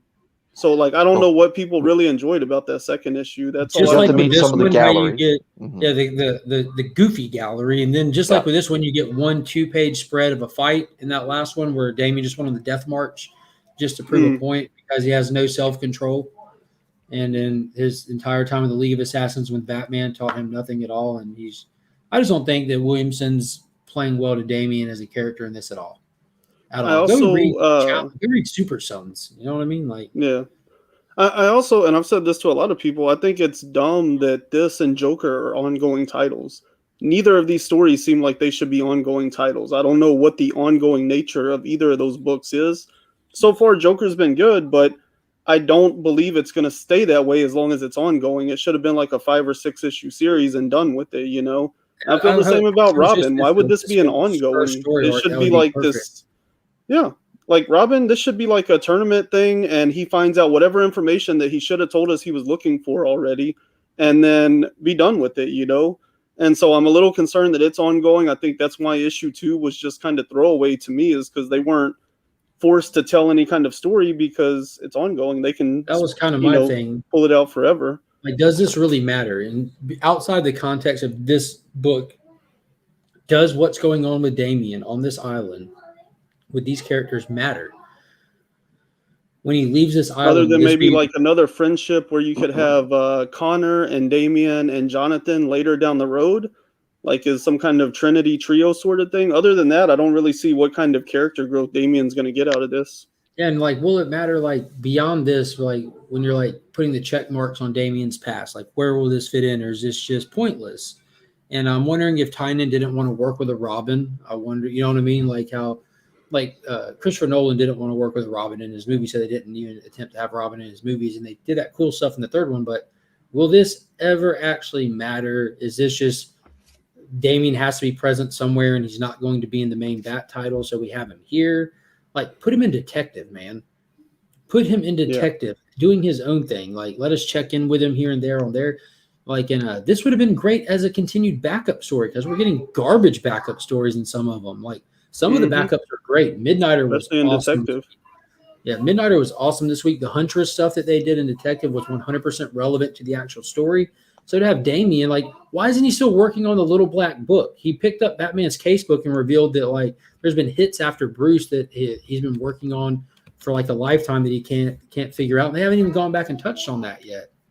Like that was teased right before Future State. That was like part of their split and Tomasi's run on Detective. Damien was going to try to get out and do it himself. And like, why are we doing this? Yeah. And I think the one other thing I would say is I feel like we're seeing the spec market ruin storytelling because we got Teen Titans Academy going nowhere, but introducing plenty of new characters. First appearances always sell.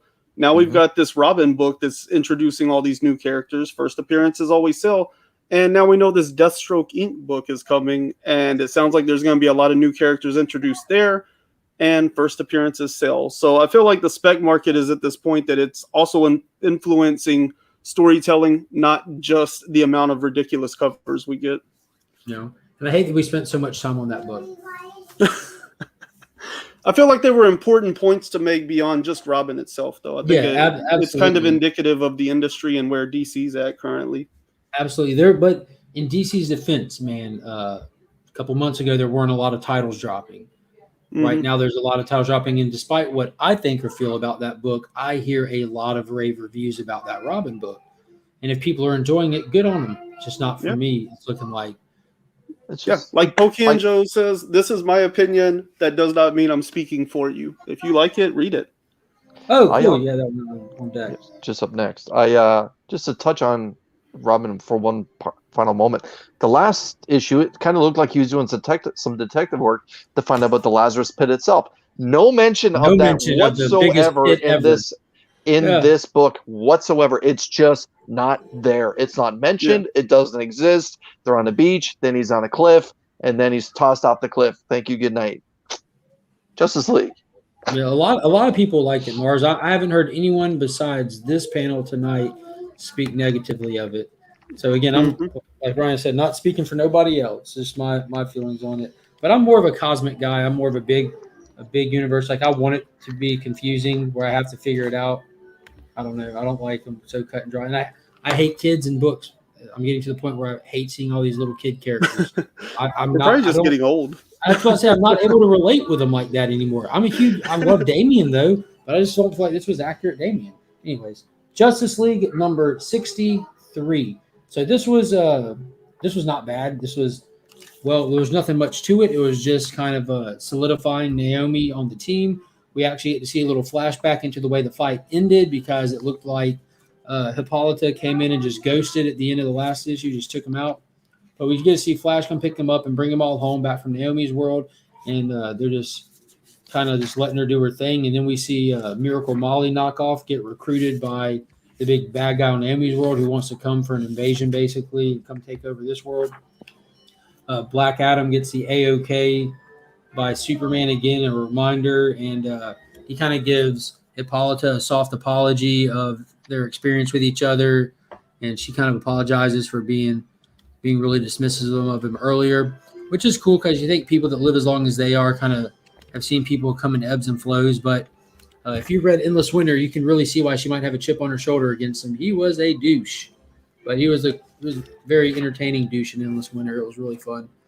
But yeah, so it was a big coming back home from Naomi's venture. But now I'm kind of wondering why'd they go there to begin with. I guess it was just as our introduction to the characters that are attached with her, and setting up for more people that'll be coming soon. I've really been enjoying Bendis's run so far. Like I have nothing bad to say about it. It's Justice League. If you're familiar with Justice League, there's a lot of issues. There's a lot of characters. It's Justice League. Even on its worst day, there's a lot of characters involved in each book. So there's not a lot of targeted storytelling, but we have had that in this run so far. They're really been focused on Naomi and Black Adam. I think he's been handling it well.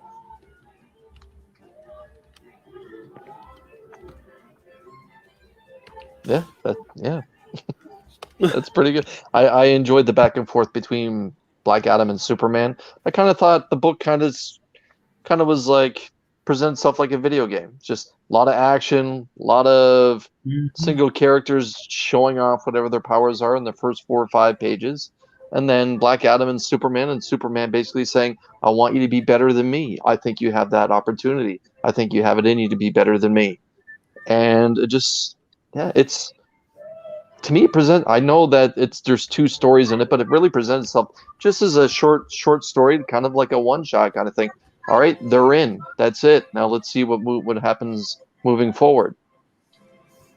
Yeah, I'm looking forward to it. I'm expecting Green Arrow to be gone off this series soon. Well, possibly not, because he's appeared now in the new Checkmate series, which is only a 6-issue limited, and he's got like all these little seeds of deceit and disagreement with the Justice League, so that kind of makes he's perfect also for him been to in be. Flash.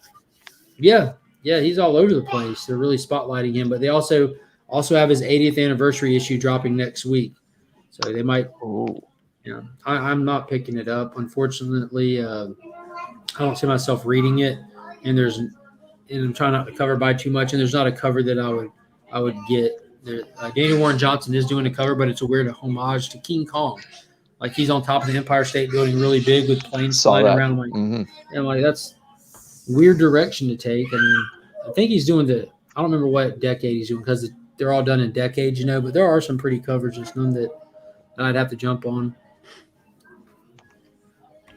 So am I the only one that read Justice League Dark? Yeah, I did not read Justice League Dark. Not this week. Oh my God. Man. Do you want me to spoil it, Ryan? Not really, because it's kind of one of my favorite reads. Yeah, that's why I asked first. So if anything Ron V's doing right now, like I don't want spoiled. Yeah, I understand that completely. I'm gonna they've been in the library and they just threw off, like I'm talking about the last issue, they threw off the bookkeeper to try to get him to work with them. I'm not gonna leave this up long enough for you to read it. But look at that page. Literally Oh, walking. what? That looks awesome. Yes. It's so Yeah. good, man. It is so I want good. like some in-universe D&D monster manual kind of stuff. It's so good. But yeah, just like it continues on them trying to catch up with Merlin. As we know, he's gone to raise the lost city of Atlantis. He's trying to put some kind of crazy war on all magic that we know. And we get some more Justice League Dark characters coming up in this one. They needed to go to like the chapel of all magic, and that's where the Justice League Dark team is heading to try to get some more help that was present during Future State. Kind of like the big kicker. We're just letting Luke spoil that. I wasn't going to say anything. Yeah, it is Sunday. I can't do that to Ryan. Yeah, there you go. It's been the best backup, absolutely, hands down. Yeah, yeah. Like That if there's a inarguable. book that's a backup story that gets made to its own, like I don't know why this one hasn't already. Like just with this story alone, like we now have enough content to make one issue of a comic book. But Ryan and I were talking about this. If the Robin story was still a backup, we wouldn't have any of this unnecessary fluff in it. You would get that conversation. This book there would have been no party on the beach. You would have had him go straight to walking around, running into Connor. It would have been Mortal Kombat. It would have been that conversation with Connor leading straight to the fight.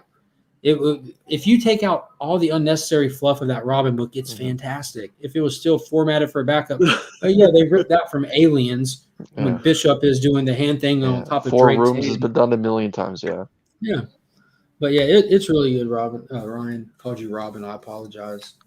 But the one thing I've noticed about You're a murderer. is You're a murderer. There, you know what I'm saying? I can't wait. I want Rom V to give us a Constantine miniseries. I think that would be just spectacular. Yeah, yeah. Dude, Tom Taylor's last one was great. That he did Yes, with on the Black Label. Yeah. Mm-hmm.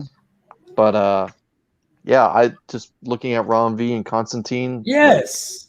Yeah. Dude, all three of us read this then, right? Oh Yes. yeah. Dude, this is so book fun. was fire.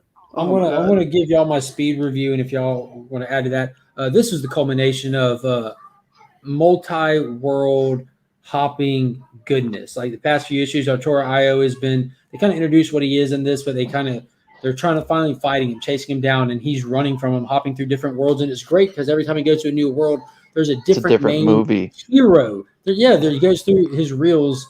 And there's a different hero that you get, like the Vigilante in here in Spotlight, and Toro pops up in a different form and everything. We get Adam Strange, his wife, Alana leading on Ran, and Vigilante leading in the Wild that's Wild who West. she is. Okay. Yeah. But it was really fun. It was a great fight. We find out that Toro is not just an AI, but he's a forgotten deity that has been taken over by this mystical armor that's caused him to go mad and everything. And it kind of plays into the reason why it's formatted in the sense of films is because when he was forgotten in obscurity, he actually visited Earth back in the day, and he sat into a movie and he saw people praising this movie. He saw the crowd reacting to it, and he wanted that sense and he wanted that feeling. So as this mystical armor took over him, that's where his mad mind went, was this is where I can find praise. So that's why he manipulates it that way. So clippity, clippity, clap, clap, clap. Great way to bring it all back in. That was, dude, this is like an acid trip, but in an amazing way in a comic form. Like this has been fun. It was good. I did not like the artwork. I thought it was a couple shades away from Spider's Shadow. I did not like the artwork at all. It wasn't Ivan Reese. He wasn't on this issue for some reason. I was going to say, I didn't think the artwork was as good as Ivan Reese, but I didn't hate it either. Like, it definitely wasn't as good, but I didn't hate it. To me, it was a sore thumb. I didn't like it at all. It didn't take away from the story, thank God, because them hopping from was it 2 different movies they essentially went through, like where they're chasing this one was crossing the whole worlds or whatever, and so they went through a couple of them. Dude, Lex even went out like he's like, we got to run. Like, nope, you're gonna get grabbed, and he suicide bombed. That was really cool. Yeah. Dr. Adam, he was so cool. It was a good suicide is not cool though, for the record. Yeah, for the record. I can see the one thing I say every Wednesday is that this book sells out exponentially fast at my LCS. I guess I should say every Tuesday. And by the time I show up on Wednesday, this is now in my pull list. only because of you guys were praising it for so long. Again, real fun read. Again, the artwork was just not for me. So we'll see what happens it with issue reminds me of 20, right? Yeah, I didn't even know it was going to get canceled, so I'm a little disappointed to hear that. But yeah, it reminds me of like old school, like pulp sci-fi action driven stuff. Like it's I love just the so much artwork. fun. I really liked Alana, and then there is one point where she says something like he's on a strange, like doing strangely adventure or something like that. Oh, Strangely yeah. adventurous or something to that. And so I was like, I guess this is tied to Strange Adventures, but I don't know these characters. You're on Rand. Like Adam Strange is from Earth, but he gets Zeta beamed to Rand and becomes their hero. It's like a very technically advanced society that, for the record, Mr. Miracle walks up in and just shows them what time it is, or Mr. Terrific walks up in and just sets the record straight on who's the smartest man in the room. Dude, Strange Adventures is one of my favorite books right now. It's so good. Yeah, I think she describes him as strangely adventurous. So that was the only like clue that I had that we were doing a strange adventure sort of thing. But I thought it was a lot of fun. I really enjoyed it. That's your boy Etrigan at the end, right? Yeah, dude. I was about to say I was. Whenever I saw that, I know Mark has to be over the moon right now. Yeah. So Atura IO's got something for me. They kind of figured out like we got to get this this armor off of him, and it comes back onto him when they almost had it off. And he's like, that's it. I'm going to go back and punish y'all pretty much. I'm going to go to your world where you're from. And there's going to be a third act twist. The demon horde of Apocalypse is coming. Yep. And led by none other than Etrigan himself. But if you look in, you got like the 7 deadly sins. You have Cthulhu right there. Mm-hmm. Yeah. So he's bringing the heat. You know what I'm saying? No, that's the best artwork in the book right there. Yeah, I actually enjoyed the art. It seemed like just classic comic story. Like it didn't seem consistent though. I'll give you that. Like if you look at this, if you look at that artwork style, now look at Atoro in this one. Now this one looks very abstract and a lot of very Spawnish in a sense, but like the almost Daniel Warren Johnson-y, you know, it's just it's not whenever consistent. they first come into Ran, I guess it is. Whenever they first meet Alana, wherever they're at. That's the first time I was like, wait a minute, this art is different from what this series has been. And that was the moment where I actually checked the front of it to see who was doing the art. But again, like I didn't hate it, but yeah, I did notice it wasn't as good as what we've been getting. Yeah, I've said it like before this series started. Like it was my pick of the week with Chris because like it's Superman Batman for one, so you're guaranteed fun storytelling that's not bogged down by over continuity stuff, just fun read. But Ivan Reed's landed on this from Bendis the Superman run. And I was watching closely to where he was going because that's one of my favorite interior artists for DC. Like his work with Green Lantern was just through the roof. His work with Superman is just talk about consistent, dynamic, just fluid. Like he checks off all the boxes. He might not be your favorite style, but when it comes to what makes a good interior artist for a comic book, he checks off all the boxes. And hearing that it got canceled, I don't know who Yang is before this, but I really hope he's not going anywhere. I think his introduction was to DC was in Future State, I believe. I hope he sticks around. I hope they have other books with him coming up because, like, dude is doing something completely different from anybody else. The amount of, like, weaving of storylines and characters and stuff, like, so good, man. Like, Robin from 1940s Robin, like, that dialogue is hilarious for him. Yes. I love it. Yeah, every character definitely has their own voice. Right. Yeah. We even had a great Scott from Superman in that book. Yeah. Yes, we did.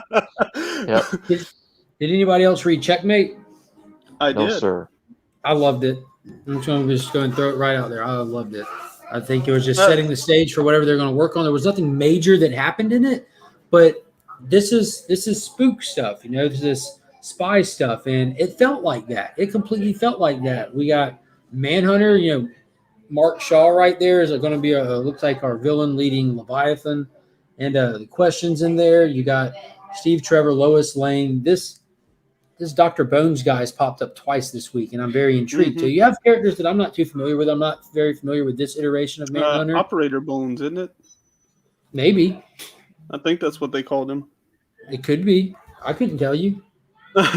Yeah, I read it, and I didn't think it was bad by any means. Like, I enjoyed what was there, and they do a decent job of kind of giving you the gist of what you need to understand the book, but I don't have any of the like long drawn out connections. Like if I had read Event Leviathan or whatever, I'm sure it would have hit me much different because then I would I have didn't like read it. the connection to all of that. But for me, it was just like, oh yeah, here's the gist of who these people are and what they're doing, and I was just like, okay, I mean, Yeah, I didn't read it, so just being familiar with like older stuff with these characters, so it's almost felt Elseworldy to me, like seeing these characters that I'm not familiar at all with them in these roles.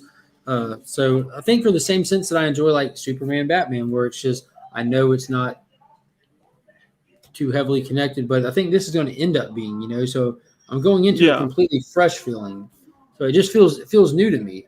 You know what I mean? I don't feel like I have this one in the bag. I don't feel like I know where it's going, and that's exciting for me. And I like the cast of characters they're working with, hodgepodge team. I like that Lois Lane is in there. I think that's really cool to have her as like a, like they treat her like a superhero basically, and that's kind of cool, Mm-hmm. Like she's like the world's greatest. I think they describe it. Yeah, like they kind of describe it as a team of like the best detective agents or something like that. But yeah, they really treat her like the world's best journalist, and there's a lot of moments that they really play into that, and it's really cool. And we have Talia and Damien together in this issue as well, snooping around, checking on things on their own. So stuff was pretty funny whenever they're all like hanging upside down, and he's like, "Did she tell you about our last interaction?" He's like, "Yeah, she says she burnt you to death." It was cool. Like, so in the side of this DC Omniverse, like we're seeing like characters appearing in different places. Like, why isn't he on Lazarus Island? This, that, the third. Where does it land? Does it matter? Does Lazarus Island matter at all? Because with like what Earth is this on? I don't know, but with him popping up in 2 titles this week, him in numerous titles and stuff, like where's the one that we're supposed to focus on? And that's the kind of stuff that gets me excited, because like certain books are going to matter with other certain books that are coming, and it's just fun for me to try to pinpoint and plot them together. So I enjoyed it. I think it was well written as well.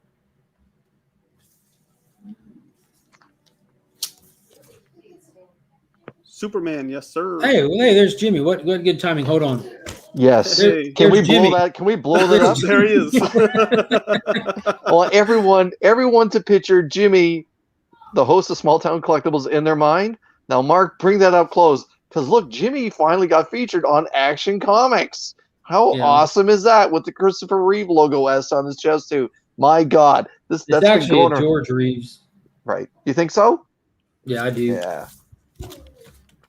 But yeah, that's a dead ringer for Jimmy. Like that's just terrific. I think Gary B highlighted that earlier this week or whatever. But yeah, it's just terrific.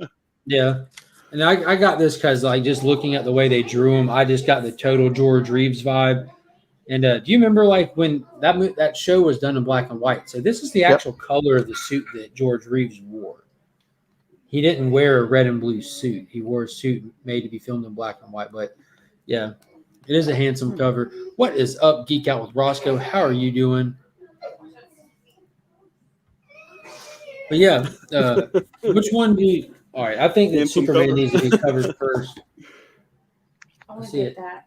Oh, that's cool. A little splash pad? Yeah. That'd be awesome. I know. Do we have a flat enough part in the backyard to set it up? Yeah. Okay, we'll get it. We'll do it where the trampoline was supposed to go. Oh yeah, there you go. Yeah. Did y'all read this? I feel like this was a finale. Yeah, pretty sure it was. Not yet. Spoil the hell out of it. Go ahead, Spoil the Ryan. hell out of it. I mean, this has been an ongoing story. This has been what, 2 or 3 parts? Yeah, maybe even 4. Yeah, it was 4 parts. Oh, okay. I thought it was 4. Yeah, I did too. But yeah, it's the finale to that, and it's also the end of Superman proper. Next month we get Son of Kal-El from Tom Taylor, so that'll be like kind of a soft reboot of it all. But that was kind of the genius of this one. Like they gave Jonathan, I think 2 stories ago, they gave him the new laser vision power, where he can kind of explode in midair. Well, in this one, they also gave him a new eye vision power to shoot like ultraviolet or something. And that's how he's able to eliminate these bad guys, because that's what the bomb was based on that took him out the first time. Mm-hmm. So that was really cool. But the best part is, so that's going to be cool to see Tom Taylor get to play with like some new powers, But Yeah, he even was better able than to that, change the actual light that he was emitting from his eyes. It went from just standard heat yeah. vision. He was able to find an ultraviolet wavelength to And emit even that with. was so well done. Like the way Yeah. he's like, "Come on," and like his dad's egging him on. Because like my 8-year-old, she started doing boxing, and that's one thing. Like when my wife takes her to Fight Club? boxing, I wish. Children's We Fight don't Club? talk about it, We'll man. We talk don't talk about it. So she's been in boxing, so she goes to do boxing classes, and so when she's there, like my wife is always there, like, come on, you got this, and like keeps pushing her to not give up as soon as she gets tired, push yourself. And so that kind of happens here. Like Clark's like, you can do this. I can't do this. I have never been able to like make my eye beams explode in midair. So I know I've never even thought of trying to do this ultraviolet thing. Like, you got this. And then Jonathan going through mentally trying to do it, and he's just like, I can't do it. And Clark's like, no, you got this. You can do it. You can do it. You can save both of us right here, right now, if you pull it off. And so watching him as a dad push his kid to like do something that he knows he's capable of, like just really hits you in the feels, But and when he pulls it off, it's so cool. Like you see his eyes turn like that bluish white color, and then you see it come out and just like, oh my God, it was so cool. and the sound effects, Jimmy. He's our sound effects aficionado. Did you hear that? It's true. But they also, the whole like narration thing that's been going on through this whole story, like you kind of get the conclusion of that, and it's a letter from Clark to Jonathan. Ooh, and like, do we even say like how he ends it? I mean, well, we're going to, because you remember after I read this, I sent y'all like a little meme, me after reading Superman, just a tear coming out of my eye. Yeah, because at the end he killed me, dude. Yeah, the way he wraps it up, the way the letter ends is, "You're the Superman that I look up to. You are the Superman I aspire to be." And it's just like coming from Clark to his son, and after everything you just saw happen, oh my God, it ate me up, dude. Yeah, it was just like so powerful. And no, I mean, not just that, like those leading into that, because after it was all wrapped up, just leading into, he's like, and then I thought of everything you went through after you left Earth, like referring to going with Jor-El, going into the future to train with the Legion. Says you were tested in ways I couldn't have handled at your age. That almost no one I know could have handled. And when you came back to us, somehow you were the same compassionate, selfless, outgoing, happy kid you were when you left. The resilience that must have taken, it defies all understanding. Your mom and I will always miss the little barn swallow that we lost. Always. But the next time you wonder if you measure up, or if you ever think of yourself as just the son of Superman, know that you're the Superman against whom all heroes will be measured. Ladies and gentlemen, we have ourselves a Superman writer for the first time in a very long time. Yes. Kal-El delivered right there. Like, I'm teary right now, dude. I know, right? It chokes me up so hard, dude. Just thinking oh my God. Oh my God. It was so cool. Yeah, it was just so perfectly done. Like he has nailed like all the father stuff and like, parent-child relation and all that. Like he's nailed it all the way through, but it's always hard to stick a landing, and he just he stuck it 10 times over right there. It was so good. Mm-hmm. It was amazing. Like, I didn't even know what to do when I read this. I'm like, do I throw this book or dry my face with it? Right. Like, it was so good. Yes. Yeah. Yeah. To Philip Kennedy Johnson, that's who it goes to. Right. Yeah. I'm glad to see all these people in the chat that are reading it, because I hear so many people on videos and podcasts and stuff talk about how they haven't been reading Superman, or they've heard good things about Philip Kennedy Johnson's Superman, but they're not reading it. Like, I'm glad to see there are other people out there reading this, because it has been so good. I can remember when I first started coming on Mark's channel, and we were talking about it, and Superman came up, and I remember that like one of the first nights that we collectively, the three of us, did this. We're like, my God, we need a writer for Superman. Like I remember at that point we had that whole thought process where Superman thought, I could kill you if I wanted to, and we all agreed. Really crap. Right, and then we all agreed that's not Superman. That's not Clark. That's not Kal-El. However you want to call him, that's not who he is. You can't. Mr. Johnson has in just in the amount of time that we've been doing this collectively. Superman has the title and Action Comics as well has turned it around. And if you're not reading either one of these two premier, they should be franchise titles. But if you're not reading either one of these two premier stories right now, you are missing out. And Johnson is delivering hand over fist a fantastic storyline for the ages when it comes to Superman. Mm-hmm. We went on rants about it. Like me, I did not dislike Bendis's run at all, but there's a huge part of me enjoying it that's just like I'm going to innate enjoy Superman stuff. I'm going to enjoy new content from Superman, anything short of John Ridley. And nothing against John Ridley, but he really hasn't done anything amazing at DC yet. He's trying to find his footing, I think. He's trying to go way too edgy with stuff and just social commentary on everything. Which why don't you start by trying to tell a comic story? That'd be cool. That'd be great. Like if you just came over to write comics, why don't you write a comic real quick? Otherwise, just stick with the other history of the DC universe. It's meant to be a social commentary where you're doing a fantastic job until you touch Superman inside that book. And that's only the second book in my life I picked up and didn't finish. But this has been gangbusters. I have not read – there hasn't been a proper Superman writer like this on this level, I don't think, ever. Like you would have to really go back in time to when Superman wasn't such a flushed out character as he is today to find something where the character himself was more basic. But this is Simonson, like it's been a long time. I think Johns did a fantastic job, like when he would work with the character, but he hasn't just straight written Superman either, though. You know, like despite what anyone might think or say of Johns, or despite what he's done to his own career, but he's a fantastic comic writer when it comes to telling proper character stories he's working with. But he's handled the character well when he's came into his stories. But this is just next level spot on character writing. And he makes it where even if you're not a Superman fan, I dare anybody with a kid to read this book and not sing its praises. Only a parent can write something so strong. Like they needed someone to transition Jonathan into the Cape. Holy crap. And they did it without discrediting Clark, without getting rid of Clark, with keeping him more relevant than ever. And all those people, I hate that he was perfect example. Johns crushed Superman on Doomsday Clock. He wasn't in there much, but absolutely crushed it. And I don't know if that's you just messing around, but that is a good example when Superman dipped into Johns' wheelhouse. Yeah, Jace is coming. Like I'm on board with Jace. I'm not a big fan of the Son of the Bat series just because it's telling us an origin story that and it's not really they're telling a family story instead of like a focused origin story. But I'm excited for what's coming with I Am Batman and the Fear State stuff.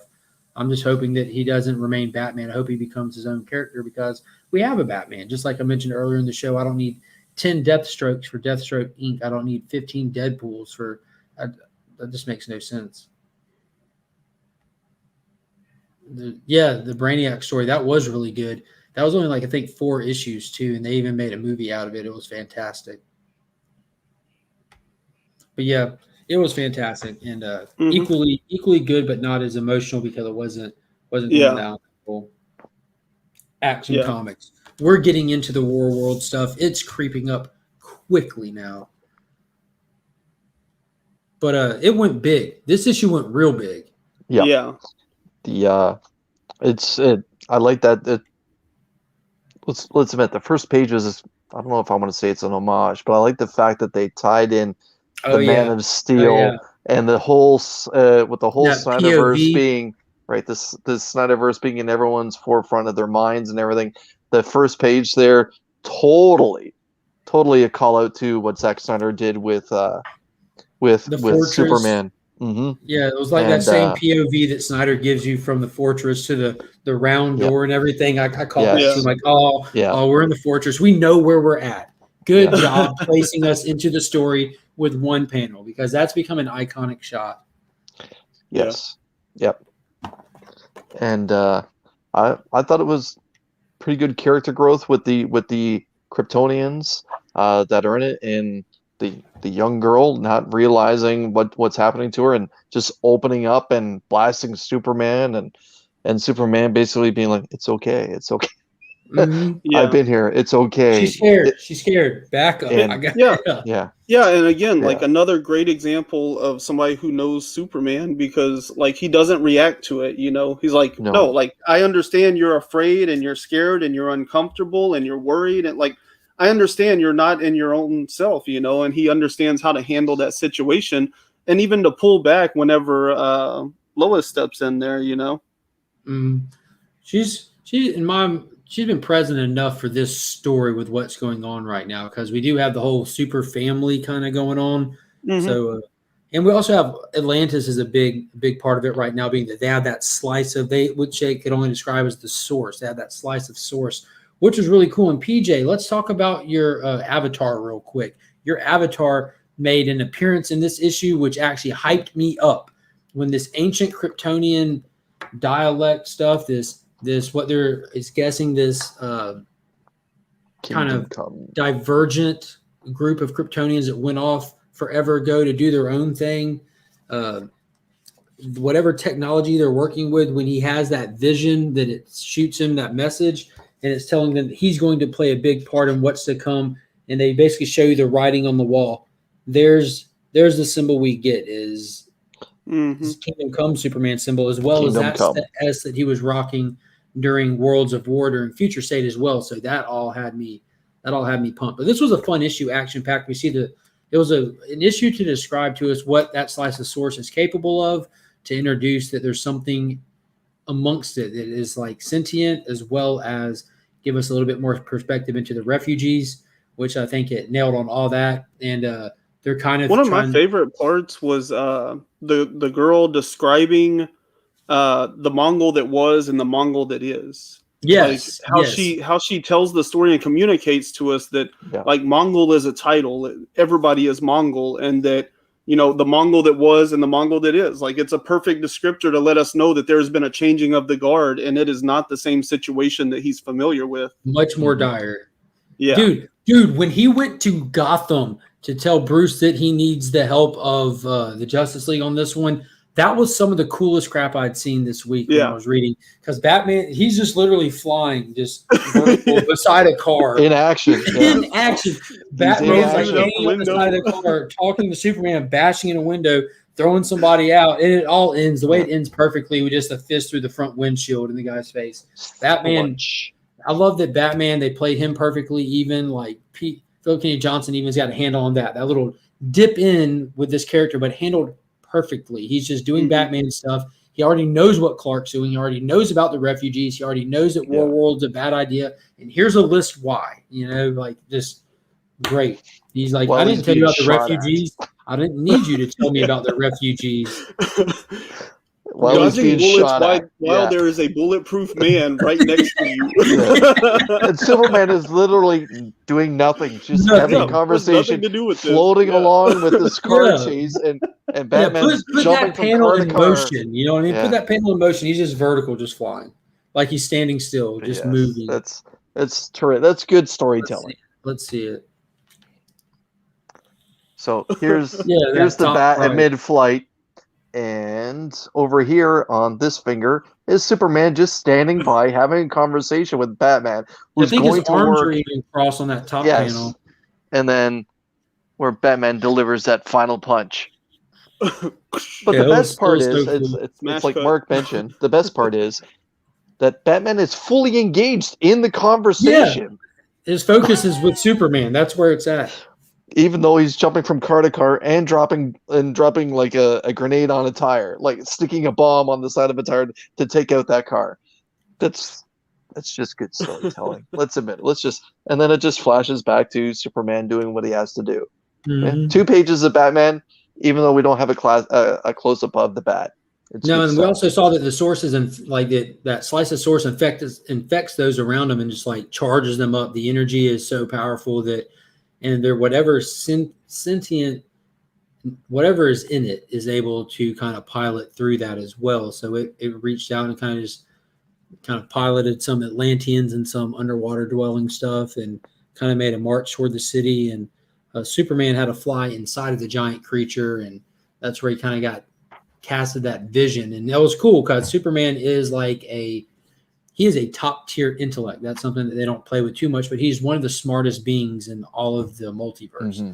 And he is able to sit there, have a conversation with this intelligence. And then when he was done, when he decided, like, for whatever reason, danger factor, he's got to move on, he just tells them, yeah, I also know this isn't real. I'm out. And he completely just freezes it from the inside and moves on. The authorities sent by Steve Trevor representing the United States was sent to take this Lysosaurus from the Atlanteans because they were not deemed capable of keeping up with it. And the whole time Superman's trying to step in politely and say, guys, none of us are. This has got to get off the planet now. But it was pretty funny, the little power struggle when Steve's like, it landed in U.S. waters. And Aquaman's like, did you just call the waters U.S.? That was awesome. Yeah. That was super funny. I loved it. Yeah. Right. I got anything else on action? I'm excited to see where this goes. I'm ready to get to War World. I really am, but I don't feel like I need to rush to get there because they're telling a good story on the way. Yeah. Yeah, I read Action Comics like Tuesday morning or something. Like, it was the very first book I read for the week because I was so excited about where it's been and where it was headed. And after reading Superman, I'm like, man, I kind of wish that I had read Superman much earlier this time. Not to say Action wasn't good, but I felt like Action had been much better than what I was getting out of Superman. But this final issue of Superman, he delivered, and so I wish I'd read them in the other order, but whatever. I got to read them both, so who cares? Good night, Jimmy. You have a good night, bud. Yeah, we only got a couple more books, man. Feel free. I think I pretty much just have one more book, so I hope you have at least one more. I got two. How many you got left, Chris? I got 3. But one of which I didn't read. One I didn't read. Which one is that? I didn't read the new Wonder Woman that I picked up yet. Okay, I don't have that one. Did you pick up Mr. Miracle? No, I did not. Did you, Ryan, read this? It got too political for me, man. I'll be honest. It got too political. They completely stepped away from that, as I was wondering. Like they were just trying to overly set the stage, and he didn't want to tell a story in the first one, I guess. So the story started with here. Total onslaught by Never Free. It was really cool. He was hopping around. She's able to trace him all throughout wherever he goes. So he goes and learns a little bit about Thaddeus, the first Mr. Miracle. We find out that this Mr. Miracle has never heard of Scott Free before or Big Barda. So we are not placed on Earth Prime necessarily. We don't necessarily understand the structuring of Earth Prime with this post-death metal and everything. But she's not even from the same Earth he's from either. So we have multiple Earths coming into one here. It's really cool. I had a blast with it. It was action-packed. The artwork in it is really fantastic. It's good. So I mean, it was just nonstop action the whole time. So when it ends with it starts with a battle, ends with a battle, and it's going to be continuing into a battle. His what is that guy who helps him with his job? His agent kind of takes him to one of Thaddeus's old houses where even Shiloh didn't know about, and he was found out he was lied to about Thaddeus's grave and everything, where he used to go and help bury him. He was his mentor, and he's like, here's Thaddeus's actual remains in this urn, and he wanted you to have this stuff when the time came and when you needed it. And I can't think of another time now than you're about to be murdered, then you need this stuff. And this urn is dialed in with a mother box or something, and that's where it cliffhangs you with him hitting the urn and it firing up in the middle of a fight. But it was cool. It was really cool. So it feels completely new. It definitely feels like Mr. Miracle. We got all the cool tech, all the cool escaping, all the cool costumes. The characters are all there, but it is completely fresh because it's just set out on its own. But all that heavy-handedness of the first one is not present at all. The story is running 100 miles an hour with this issue. It ain't got time for all that. So his identity, the only thing that's partially in it, his identity gets partially exposed as it is on the cover there. So that all this fight was taking place in public. So the world who has been wondering who he is for a long time, since he's a public spotlight character, knows that it is a person of color. And there's like one panel where you see people reacting and just like you kind of just hit like one page where you hear all the different potential reactions of people finding out that this famous character who we've never known their identity is a person of color. So it does tag that. But again, they're able to cover those social angles without it being the story. It's included in the story. And yeah, so it was good. It was good. Enjoyed it. Ready for issue 3. What is up, TM Nerdy? All the stations, all the love. Hope you're doing good, brother. Yeah. I read Good Luck. This isn't my last book. I actually had 2, but I know you didn't read this one. I don't think Chris did, at least. But Good Luck. This book, I really wanted to enjoy this one, and that's kind of why I wanted to bring it up. So maybe somebody else can like defend it and kind of help convince me, because I want to like this book, right? I think the interior art, I like that even better than the cover, to be honest. It was great. I just think for those who are still watching us, if there's anyone, the 3 of us that need some good luck right now, it's Ryan. He's been tearing his car up single-handedly. Like, literally, he's had some bad luck with his car. So I can appreciate him wanting this book about good luck being good. So if you read it, please defend it, please. Because he's having some bad luck right now and he needs something good. So,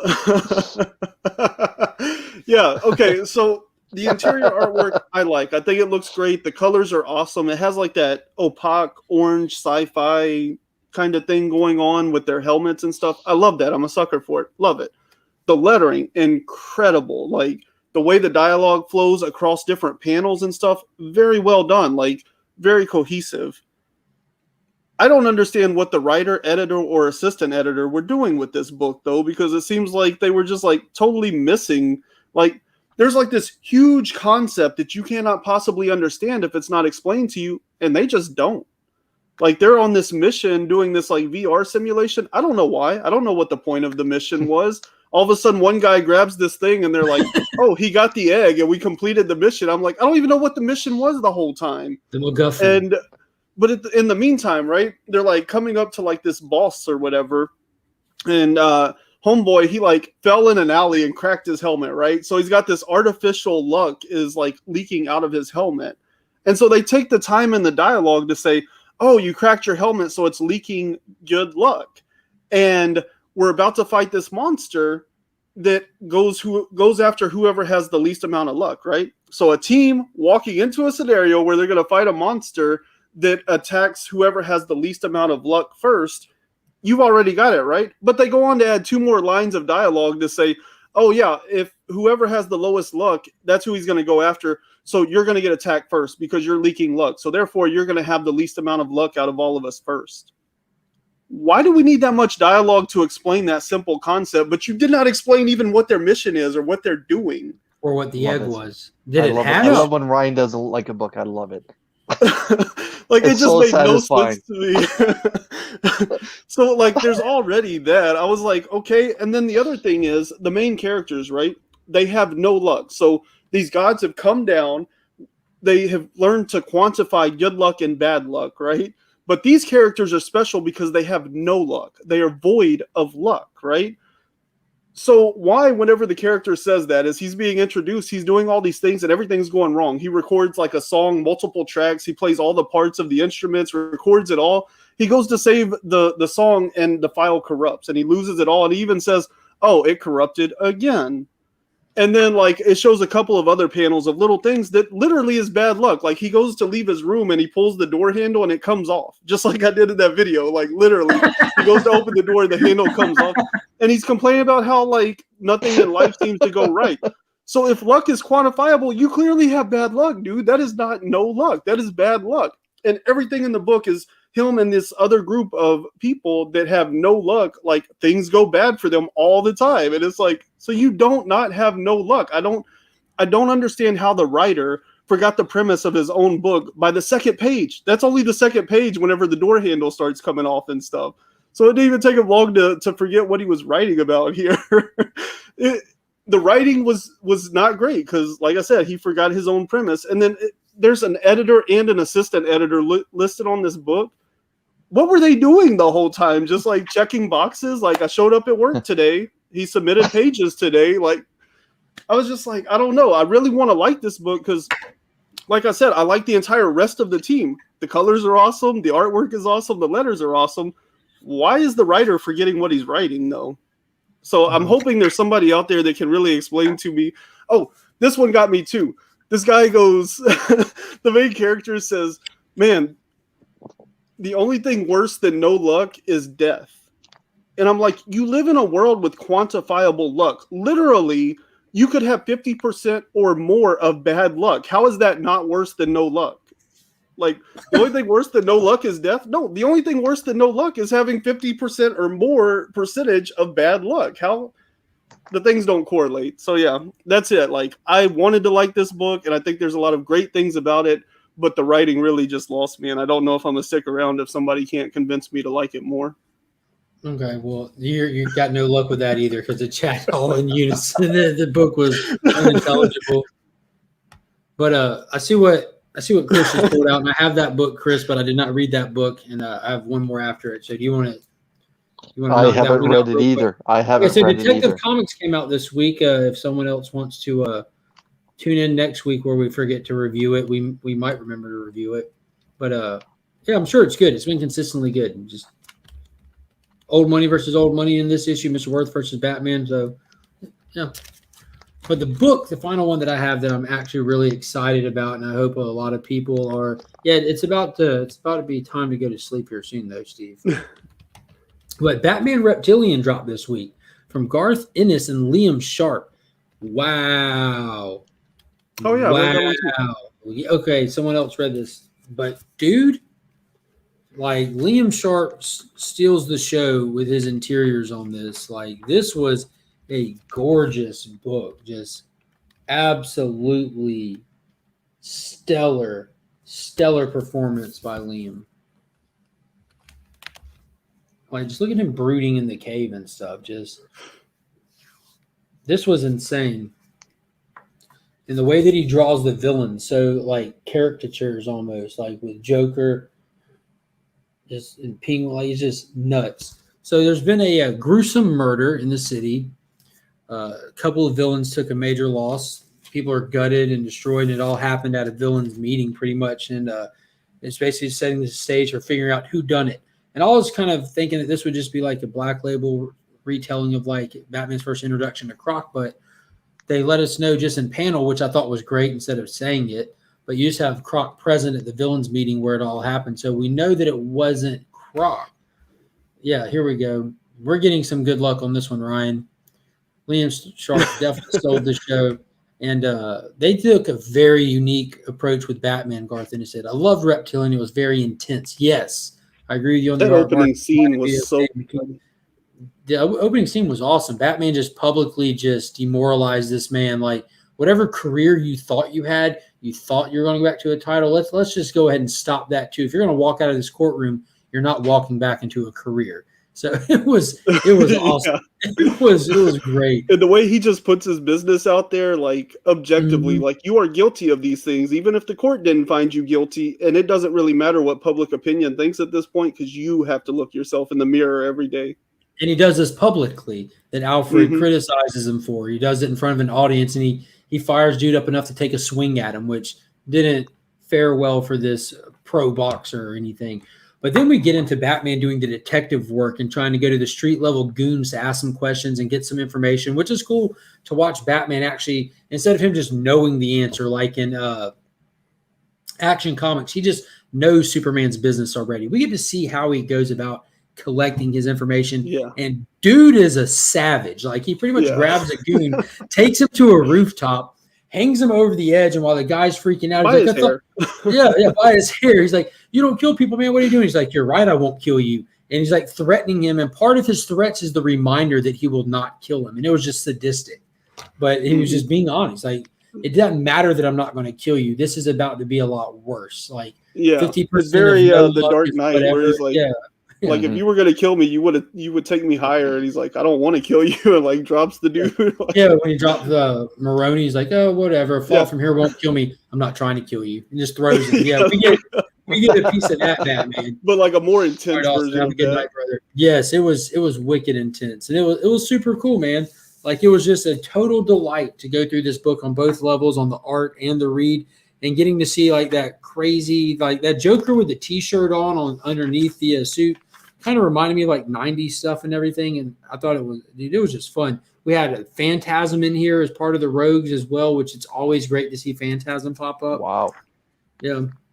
But yeah, so it was him just really diving in for information on that and setting off on the detective work he has to do. And it was great how scarred the goon was, because the book kind of ends with us going to that goon kind of laying down for the night and just trying to like popping pills, coaxing himself up, like, I'm still a winner. I'm a winner, right? And he turns out the light, and he's like, he turns out the light and it's dark for 4 panels, and he just hears a voice in his head, remember, Constantini, and Batman never kills. And he just wakes up like just how turns the light terrible. back on, and then he just like got his eyes.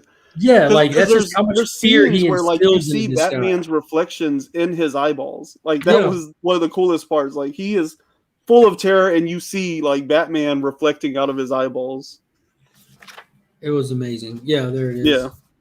I do feel like there wasn't a lot that happened. Like he was out collecting information and stuff, and that was all really cool. It didn't feel like a ton happened after like that opening scene, but like every moment is just like really good. It's really well paced, and Strong. it sets Look up how something he draws really the interesting. villains, man. Look at Scarecrow. Look at Mad Hatter.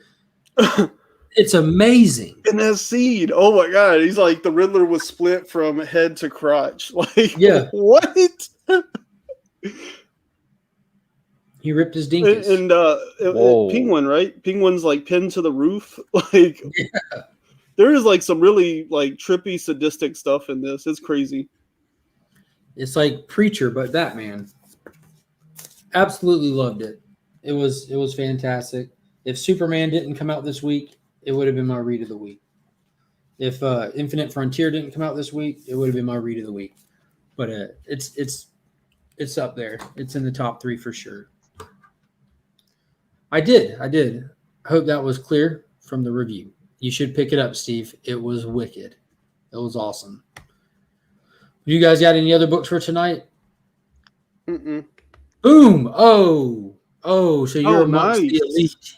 So Chris is amongst an elite group of Stray Dog movie homage covers now, because those things are spiking, and I know that because I keep up with my favorite comic book speculator, the Cosmic Campfire, every Wednesday on Cheers to Comics. He gets on there and he speculates on comics real hard. How awesome is that cover, though? That is just fantastic.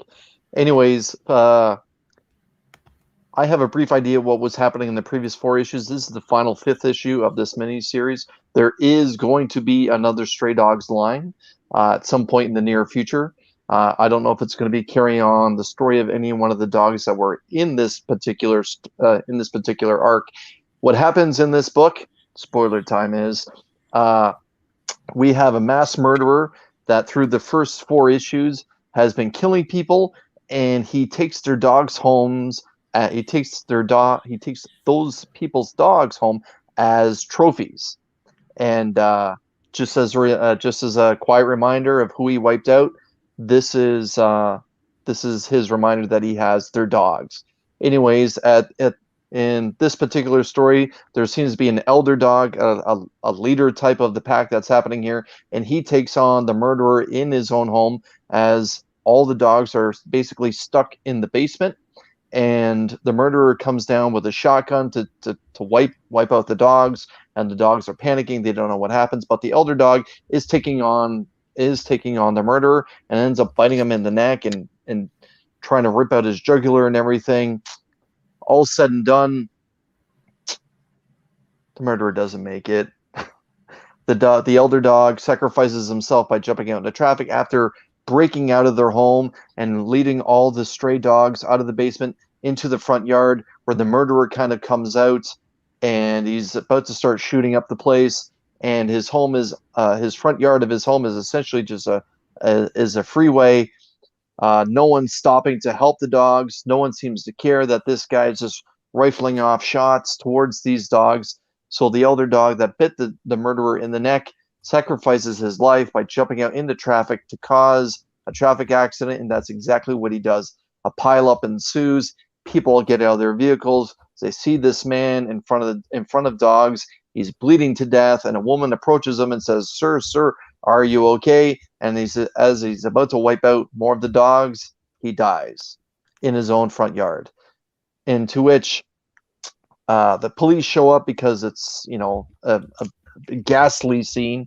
And when the police show up, the dogs are barking, and in dog language, they're communicating. There's people buried in the backyard. But no one can understand them because they're dogs. Thankfully, a police officer shows up with a canine.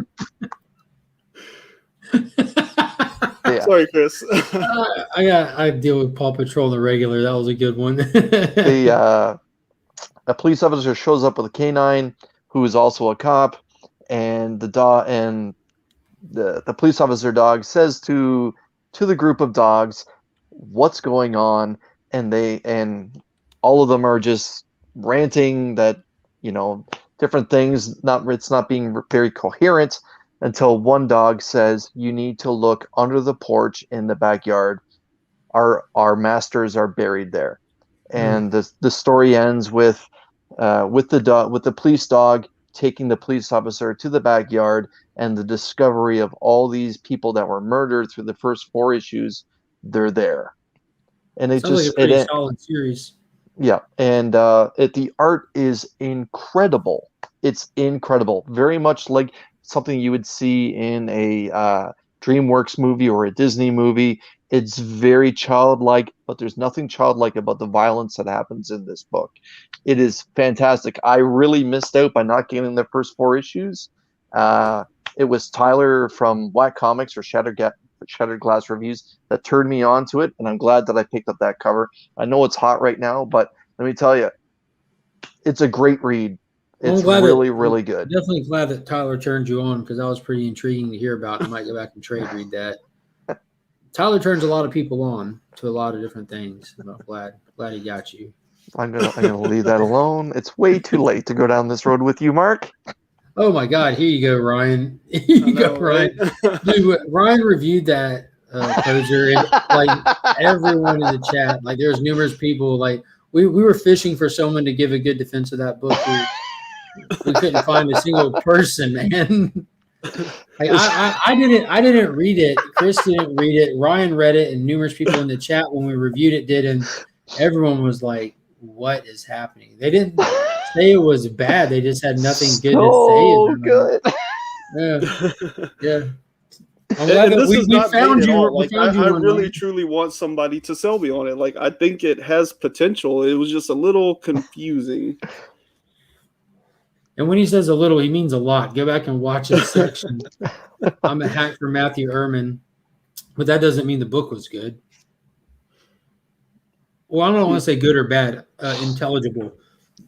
Because we only know what Ryan described, and he's fairly good at describing what he reads. So he either didn't read the book and described it, or he was having an epileptic moment while he read the book and then described it. Because what he described didn't make a lot of good sense. But after him reading it, I know I'm not going to read it. I wasn't going to begin with, but hashtag truth. I will not be picking up Good Luck because of if Ryan can't understand it or if Ryan doesn't like it. It's like I said, I can't remember a last book where Ryan couldn't find something positive other than the letterer. Like, come on. Yeah. Well, in his defense, the letter work was fantastic. Yeah, he follows letterers. Letter work. What's the name of that podcast, Ryan? The Letterers podcast? Letters and Lines. He follows and Muhammad Atsaman. So he pays. They both letter a lot of books. He pays an above average attention to lettering in books as is. This might be true. I didn't realize it, but maybe that's a good point. I pointed that out. Yeah, you do. That's how I even knew that you listened to that podcast. You probably could have just like gambled on what podcasts I listened to, and I probably do though. So do you remember that one you were talking about? Mushroom Beavers. What was the name of that podcast? Mushroom Beavers. I tried. He listens to a podcast for everything. I was trying to see if you pulled one out. I need to find one about that now. Mutant Beaver, the next X-Men parody porn that's coming out. Hold on. If we're gonna go there. You have X-Men parody porn books? There you go. So you're going to start talking about the first few pages of the Bunny Mask again.